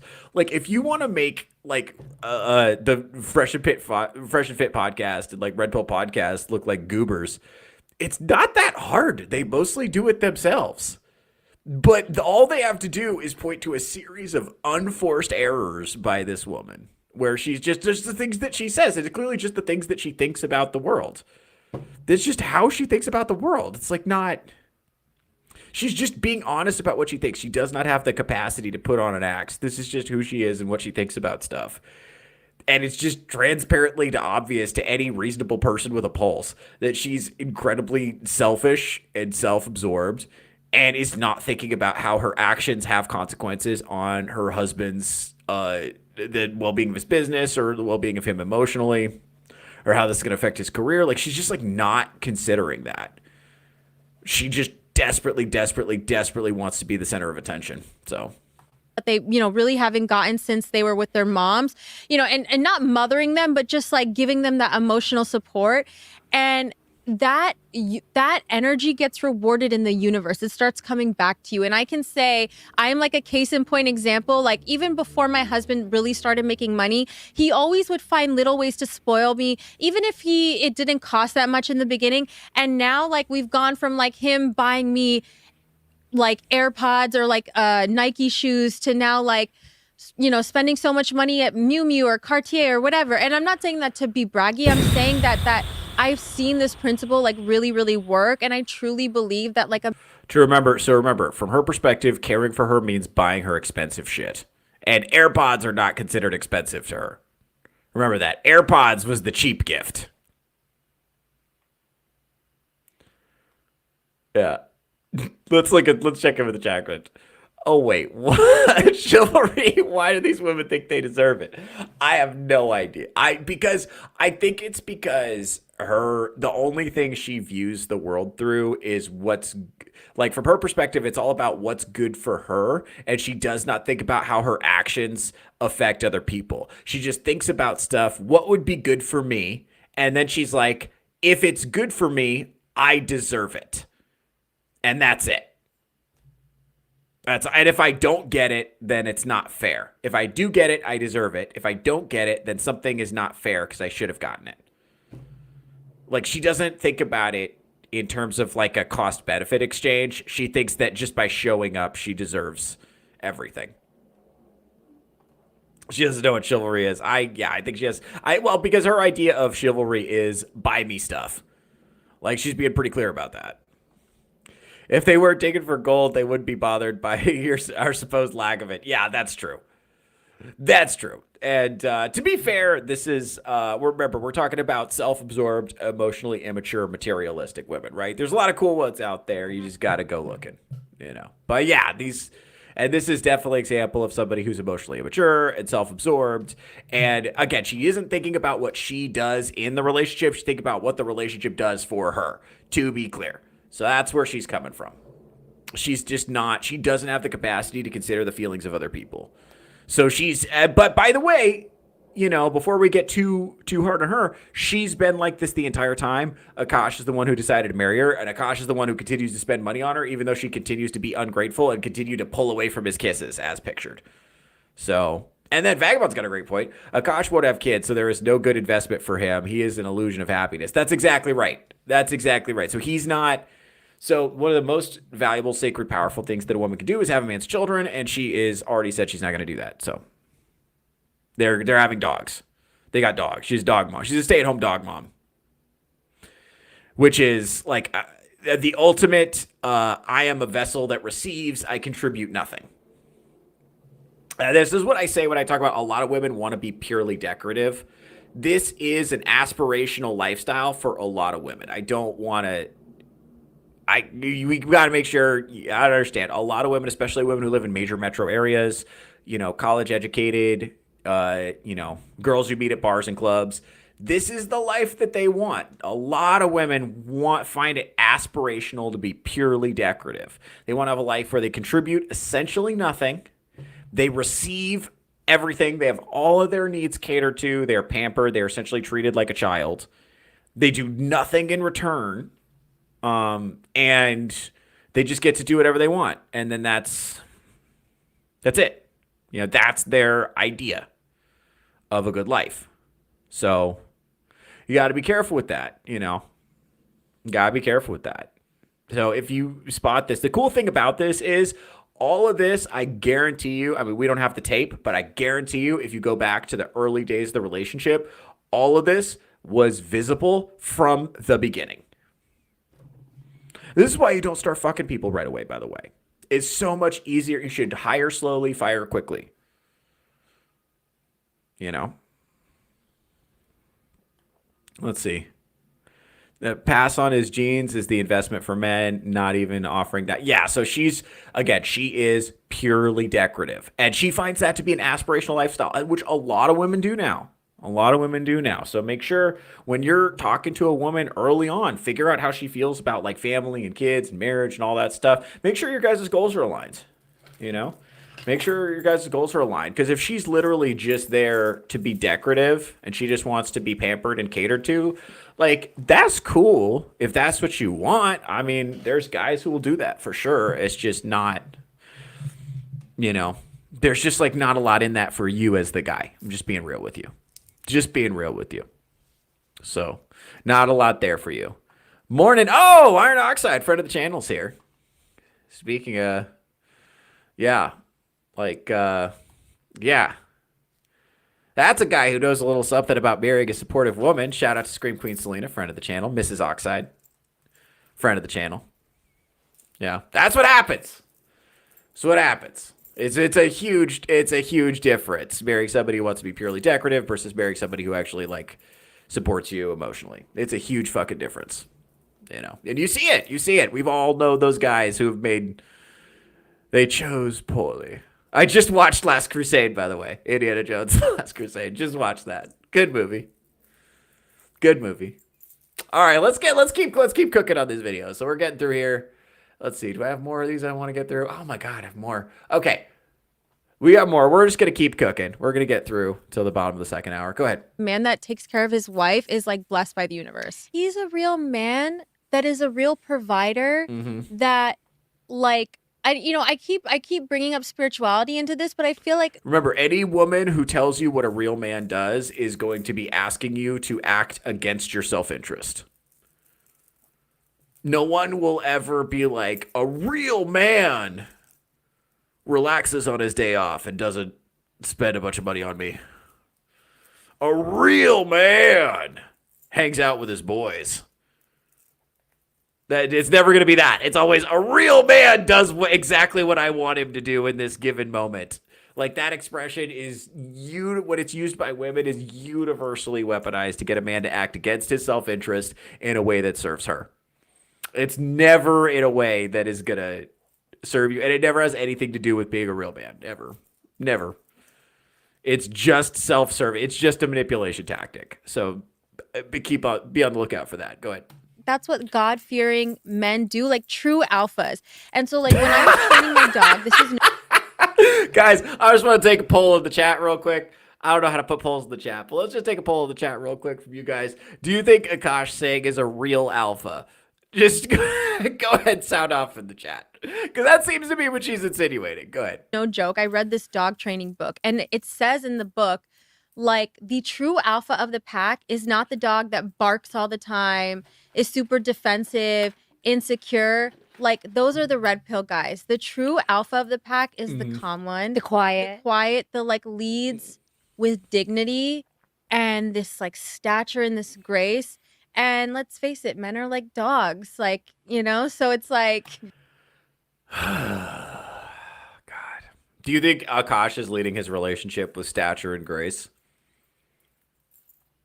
Is that what it looks like?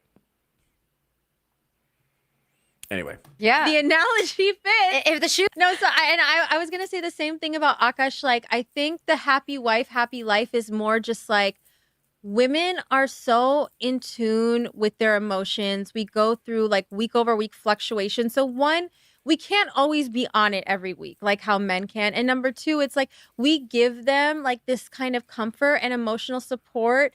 and stability that they wouldn't be able to get otherwise. You know what I mean? It's like how they say, like, behind every great man, what do they say? Behind every great man is a successful woman. No, behind every successful man. Is a woman. Wait, what is it, What's Maya? the saying? Is a great woman. Oh. That was anticlimactic. Oh, God. This is the most backhanded compliment word salad I've ever heard. Yeah. Yeah. Yeah. She's just trying to get around the fact that she's actually, like, talking shit about him. Her reading comprehension of that dog book is wrong then. Same men are not dogs. Yeah, dude. Yeah, dude. That's horrible. Let's see. We got another one. Let's see what we got. Let's see what we got. I don't even remember what this video is, but we're going to watch it together. We're just going to see what we get. At all in your home. Yes, I do things. I walk happy. You take care of your kid. I give hand job. I put cereal back after I've taken it out. For yourself or for both of you? For myself. I rinse dishes. I order water bottles. So many things. I'm not So this is the emotional support that he's buying by giving her princess treatment. This is the emotional support that she gives him that he cannot do for himself. She walks her dog, she puts cereal back, she orders water bottles. She occasionally gives lackluster, unenthusiastic hand jobs. Superwoman. Martha Stewart over here. Okay, Nail does laundry. She does one thing. And she acts like she does so much more than me. But all you do is laundry. Okay, I don't believe in gender roles, but I do believe men should. Okay, so she's also awful. I think we've neglected how awful the friend is because of how awful Akash's wife is. I think we've been ignoring how terrible this woman is. So remember, this is one of the sacred rules of women. Chickens of a feather be clucking together. You know. So if you're hanging out with your girl and all her friends are whores, then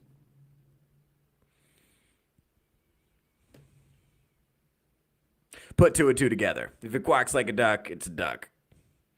Go ahead. Handle taxes, anything trash related, car related. My husband's ring. I don't believe in gender roles except for when it applies to men doing their traditional roles. That's very common. That's very common among selfish women. This is what we're looking for, like selfish, self-involved, deeply unpleasant women that you do not want to get involved with. They will usually say something like, I don't believe in gender roles. What they mean is, I don't believe in gender roles for me, but I do believe in you doing all your roles. I just don't want to have to do anything. Go ahead. Was stuck on him, and you know, like, men, they have no common sense, and I'm like, okay, so let me take it off. He's like, no, it's not gonna come off. I'm gonna sleep like this. I get some lotion, it comes off. He's like, thanks, baby. I do kind of like motherly things, but not like the 50s housewife type things. I think I like baby him when he needs it and give him the TLC. Do you work at all in your home? Yes. Oh, God. Okay. Let's see. We got one more. Actually. Oh, this is great. Oh, God. Guys. We got one more, by the way. We got one more to get through. This is... That was a tough one, though. Can we just take a little breather after that? Oh, it was horrible. All right. Let's see. Notice how she chose the most dispassionate sex act to brag about, one where it would be easy to look away.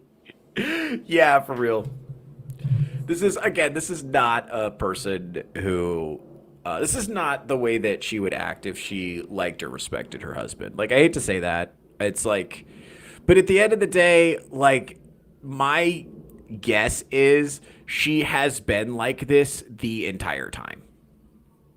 She's been like this the entire time. So ultimately, it's on AKAASH. Because here's the thing. You cannot control how other people act, but you can control the people that you let into your life.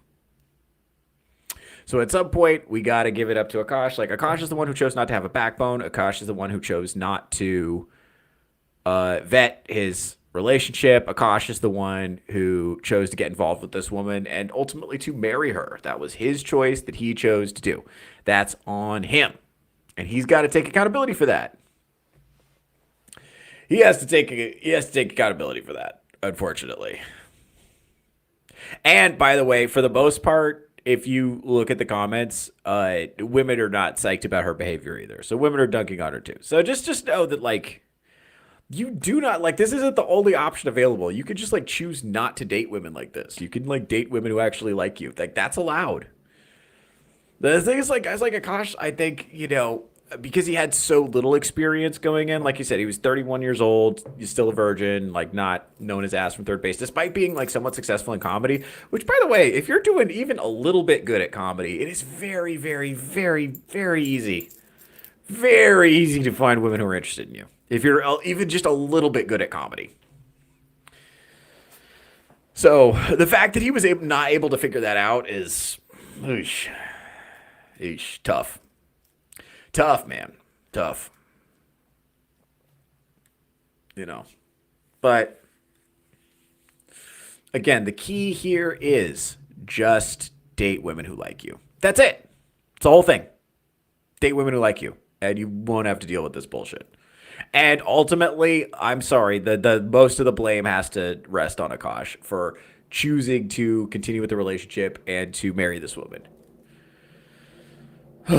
Despite all the red flags that we've all noticed. And why did he do that? Because he has the narrative in his head that this is the only woman that's ever going to love me.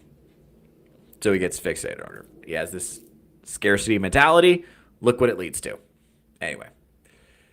God, you know what's frustrating about this is that it validates like everything like Myron Gaines and Red Pill podcasters say. That's what's so irritating about this is like I fucking hate it. When anytime Red Pill podcasters are having a good day, it's like a bad day for me. But it is, you know, it is content. All right, we're gonna go over. This is a video I found on my own. I don't know if anybody's reacted to this yet, not as far as I know. But this is like her listing off a bunch of red flags in men. So this is what she's warning women are red flags in men, considering she herself is a walking red flag. Let's find out what red flags think are red flags. Go ahead. Jeans, you need to check yourself in an asylum. If your favorite place to order from is... Let's see. Hold on. Let's start over. There we go. Boop. There we go. Time I did red and green flags, everyone says I was being too easy. So here are my real red flags. Number one, if he only has one ear pierced, like what are you, Sean Hunter? Number two, the hard part haircut, aka like the douchiest haircut from like 2016. Why are we still bringing that back in? Number three, skinny jeans. If you are still wearing skinny jeans, if you still in 2025, in the day and age of our Lord and Savior Zoran Mamdani, are still wearing... What a surprise. She's a Zoran Mamdani supporter. Is anybody surprised by that? Hands up in the chat if you're surprised that she supports Zoran Mamdani. Hands up in the chat. Is anybody surprised? Anybody shocked by this? No, of course not. This is actually exactly what I imagine when I picture a Zoran Mamdani supporter. This is exactly the mentality that I imagined. Yeah, that tracks. That 100% checks out. I think she has another video. Like, I didn't pull that up. I think she has another video of her just like gushing over how fucking great Zoran Mamdani is. I gotta pull that up at some point. That might be another one. I might be able to get. I don't know how many podcasts I've been able to do about this woman. This is fucking stupendous. So by the way, this is purely for educational purposes. This is not to dunk on her specifically. This is like she is emblematic of a mentality that is like very widespread among college-educated, you know, metropolitan women in the West. So this is like giving you things to watch out for. This is not to, you know, dunk on her specifically. This is just like, this is what to watch out for if you want to avoid materialistic women. Go ahead.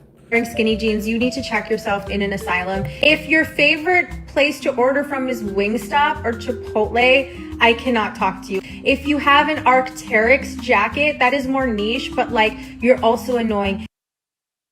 By the way, real quick, look at the size of this ring. Look at the size of this ring. This is a woman who, for as much nice shit as she has, man, she sure complains a lot. Man, she sure complains a lot. Go ahead. Also, if your opening line is, oh, I got my MBA from Yale or Harvard, like, you're a fucking loser. If it's not undergrad. Right. If you have an MBA from Yale or Harvard, you're a fucking loser, just so you know. Yeah. Sorry, guys. Sorry, guys. If you have a graduate degree from an Ivy League institution, you're a loser. Don't talk to me. You're post-grad? You're going to talk to me about going to an Ivy? Like, you could have a pulse and get into an Ivy post-grad. Did you get into an Ivy post-grad? No. Thank you, Akash. Thank you, Akash. Akash had something to say. I never said I was fucking smart. Also, if he counts his protein, like literally counts how many grams, how do you have that much time? Like, you could be making money with the kind of time that you're spending counting your macros. Count your money, not your macros. Exactly. If he still wears ankle socks or no-show socks, literally, I will barf. If he has boucle on his couch, run. No! If he has boucle on his couch, he's cheating on you. That's class. If he's still working in a WeWork, like, grow up. Go to, like, a nice hotel. This is a woman who does not have a job, by the way. This is a woman who has not held a job in years.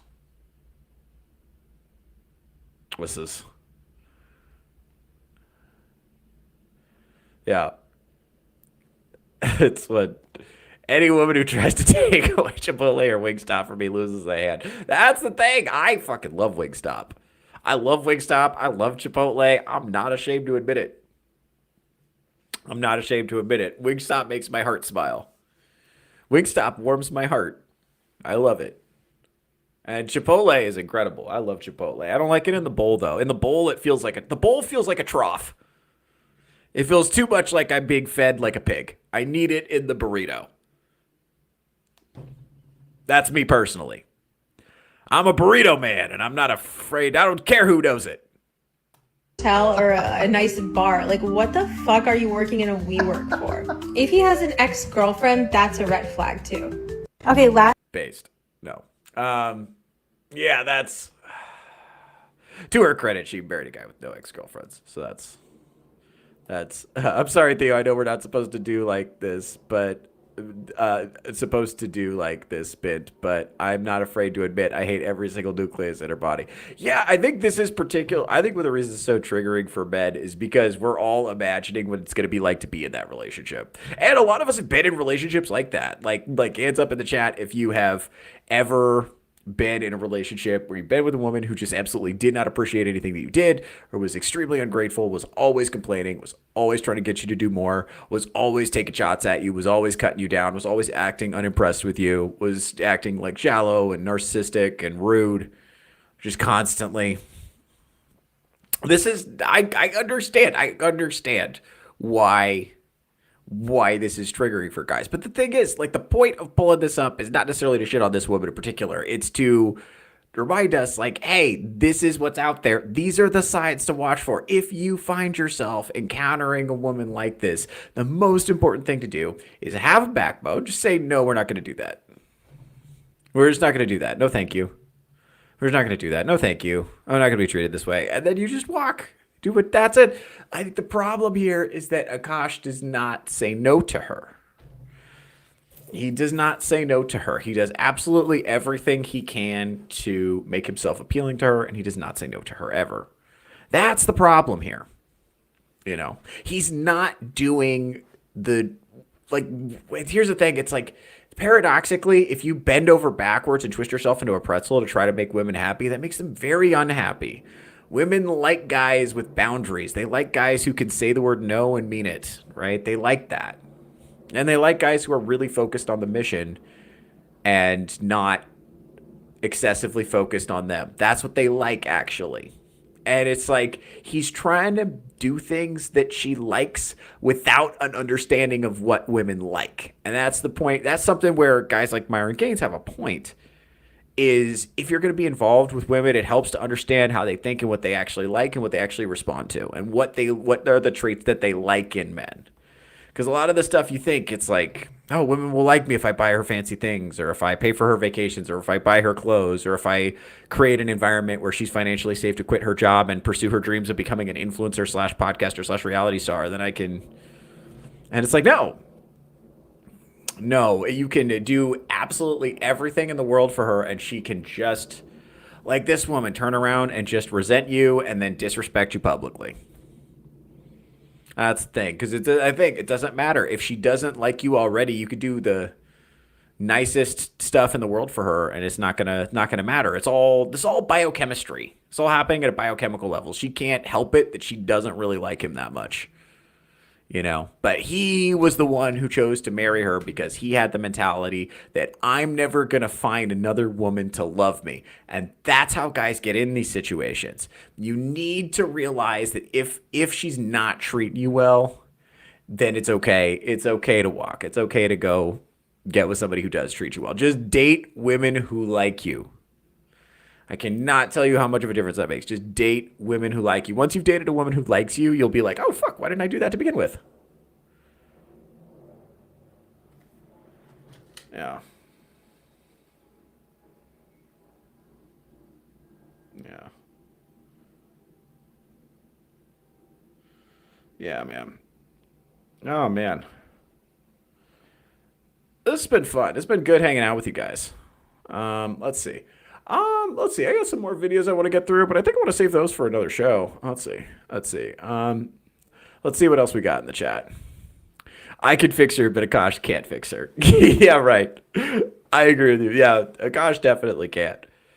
But to be fair, Vagabond is like a tall black guy with a deep voice and dreads. So, like, it might have a different impact on her. Like, that might smooth her out a little bit. I don't know. And I do think there is an element to this that, like, Akash is just, like, in over his skis.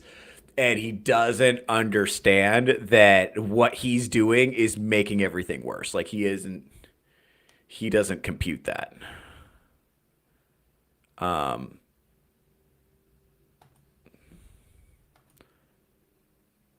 Yeah, he does not compute that. So, let's see. And let's see. Strider commented, as someone who is married to someone like this for years, this is particularly triggering for me. Freedom from nagging is paradise, boys. Bingo. And that's what I'm saying. It's like, that's the message. It's like, oh, because there's definitely going to be a part of you that's going to be like, oh, well, I'm never going to find anyone else who's going to love me. It's like, but yes, you are. This is not. And even if love looks like a lifetime of constant nagging and criticism and undermining, then it's not worth it. And I promise you, that's not what love looks like. Just go around, find guys who are actually happy in their relationship, and that is not what it looks like, I promise you. And it's tricky because a lot of these guys, you got guys like Akash out here who are in these horrible relationships, and they will swear up and down that they're in a magical love story because that's what they have to believe in order for their life to be livable. But you gotta understand, that's just the narrative that he is telling himself. That bears no relationship to reality. That doesn't match his actual experience of being in the relationship.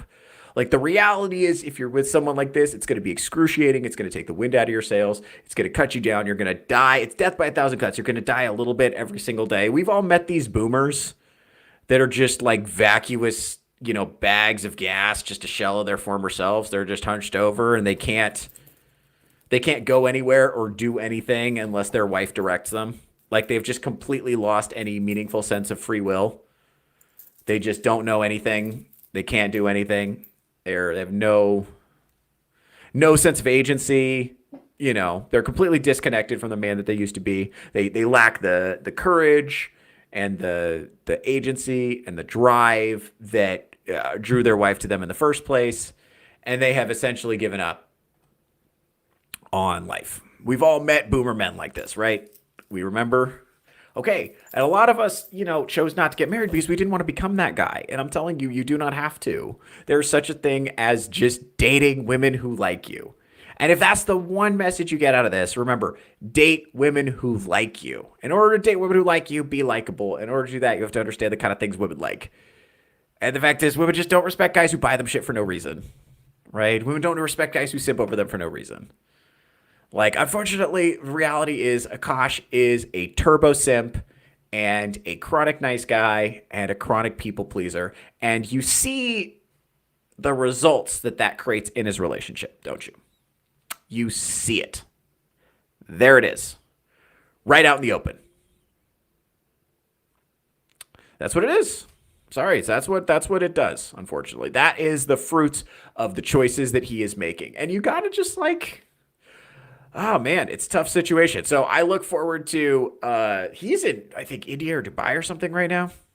Or whatever, he's on tour or whatever. I don't know what he is, but he's not on the Flagrant podcast. So I look forward to, hopefully by the end of the week, he's going to appear on the podcast and they're going to do an actual response to all this controversy. I would like to see what he has to say and if his friends are going to push back on him on this. Because I got to tell you, if AKAASH were my friend and he were sitting down on Touch Grass with Theo Snodgrass, I would have some tough questions for him, you know, but I would come at him with love, but I would be like, bro, are you honestly okay with the way your wife is representing your online brand? Are you honestly okay with the way your wife is presenting herself publicly?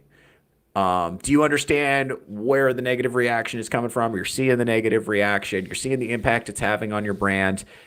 Like, bro, you got to talk to your wife about this, man. You got to talk to your wife about this. And I'm not saying, you know, keep your pan strong and go in there and like put down discipline, but I'm saying like, you got to be able to sit down and have an honest conversation about, hey, what you're doing is bad for my online brand. And if you can't do it, then we got to have a conversation about what kind of social media you're going to be doing. Because, like, your brand is going to have an impact on how much money we have. So you talking shit about me online equals few. You might have to break it down so she understands that. You might have to say, you talking shit about me online means fewer fancy shoes for you. Means fewer fancy clothes for you, means fewer vacations for you. Because that may be the only thing she cares about. Like, I don't think she cares that it makes her husband feel bad. I don't think she cares that it makes him feel disrespected or humiliated. I don't think that is something that's going to move her or motivate her. But, you know, maybe if he frames it like, you know, hey, well, this is going to affect the amount of shoes I can buy you. That might. The amount of jewelry I can buy you. That might move her. Which, by the way, you don't want to be in that situation. And this is why you don't be a turbo simp. And you don't want to be a chronic nice guy. Right?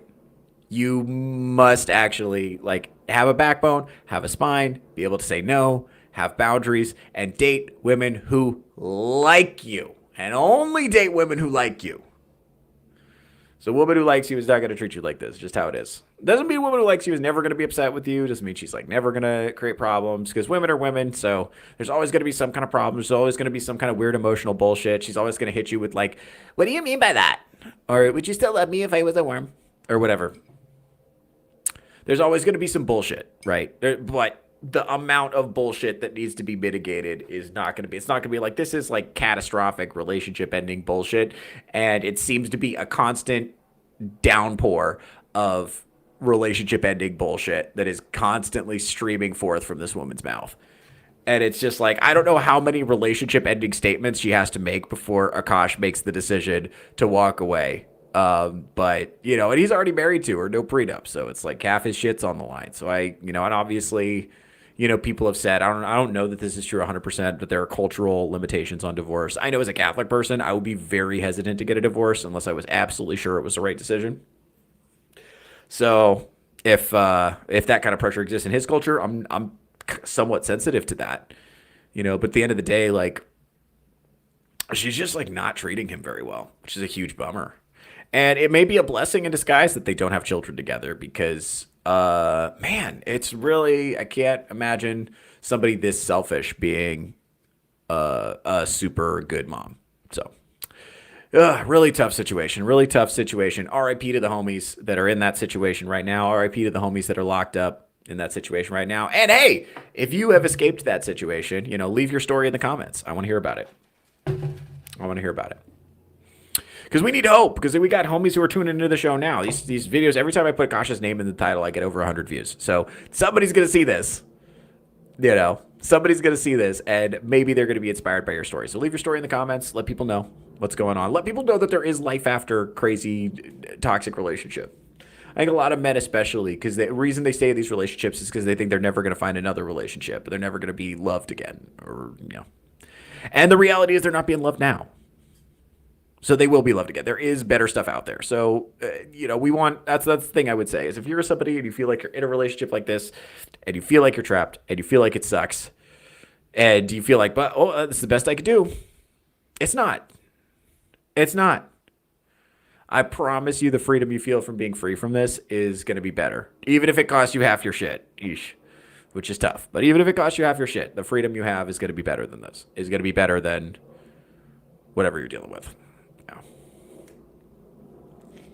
Wow, guys, that was a lot of fun. I didn't think we were going to get through all 2 hours with just these videos, but it's good. The good news is I have a lot of stuff I want to get to. God damn it, I have a lot of stuff I want to get to later in the week. So I think what I'm going to do is I'm going to wrap up the show here, and then I'm going to save it. The rest of this shit needs to be gone over in a different show, because this is enough stuff that this stuff is different enough that I don't want to cover it. I like to keep one coherent topic if I can. Anyway, folks, I'm going to wrap it up. It was so great. Thank you so much to the chat. Shout out to somebody it's called my fans Theologians, which I really liked. I like that. So we're going to try to keep that going. Shout out to the Theologians. And also shout out to the 4%, the ladies who watch the show. We love you guys. My name is Theo Snodgrass. I'm your host, comedian and podcaster out of Las Vegas, Nevada. I do this show, Theocracy, 11 a.m. Pacific time, every Monday, Wednesday, and Friday. I also do a show called Touch Grass with Theo Snodgrass. That's my panel show, 11 a.m. Pacific time, every Saturday. We talk about relationship topics. We talk about current events. We talk about the ways that the media is lying to you. We talk about ways to make your life better. My focus is on men, but women can listen too. Women are allowed to peek into the boys' clubhouse and see what we're talking about. You guys are allowed. You guys are allowed in the chat. And if you have questions, I will answer them. That's the other thing we haven't done enough. I'm trying to get more question and answer going in the chat. We want more questions. If you have questions, DM me, follow me on Twitter, subscribe on YouTube if you haven't already subscribed. Please do like, share, comment, subscribe, do all the things that the algorithm likes, because I'm trying to get pushed more. I'm trying to get pushed more, trying to grow this platform, because I think we've got a good little community going over here. I really like it. I really like what you guys contribute, and I would like to grow it more. I'd like to get more like-minded people in here, and I'd like to have more discussions, want more of like a question and answer thing. So if you have any questions, DM me on Twitter, leave them in the comments, whatever you want. Let's make that happen. If you have content you want me to cover on the show, please send it in. We'll talk about that. I get messages all the time from people giving me content. A lot of the content ends up making it on the show because, I don't like to do research. I don't like to do this.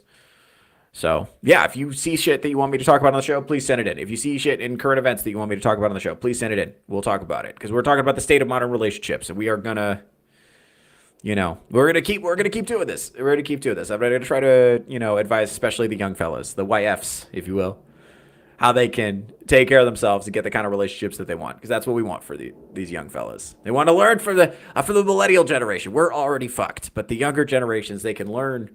They can learn from our stupidity. They can learn from our mistakes. They can learn from the ways that we wasted time and acted against our own interests because we were following bad advice. They don't have to do that because they have good advice now. And we can take experiences like this, like my good buddy AKAASH, and we can learn from his relationship. And we don't have to do that in the future, right? We do not have to repeat the mistakes of the ancestors, right? Anyways, folks, that's it for me. My name is Theo Snodgrass, your intrepid host. And I'm going to get out here now. Please enjoy the intro to my other show as the outro to this show. Thank you very much. Look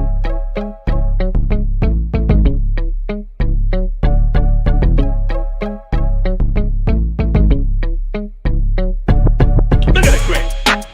Stanley's crack look good. This Johnson crack look good.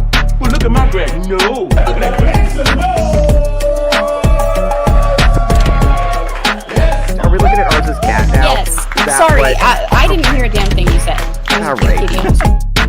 And because I was a gazillionaire and I like doing it so much, I cut that price for free. The species is dying. The birth rate is plummeting. Women are chopped. But yeah, you know what? Get a fucking cat.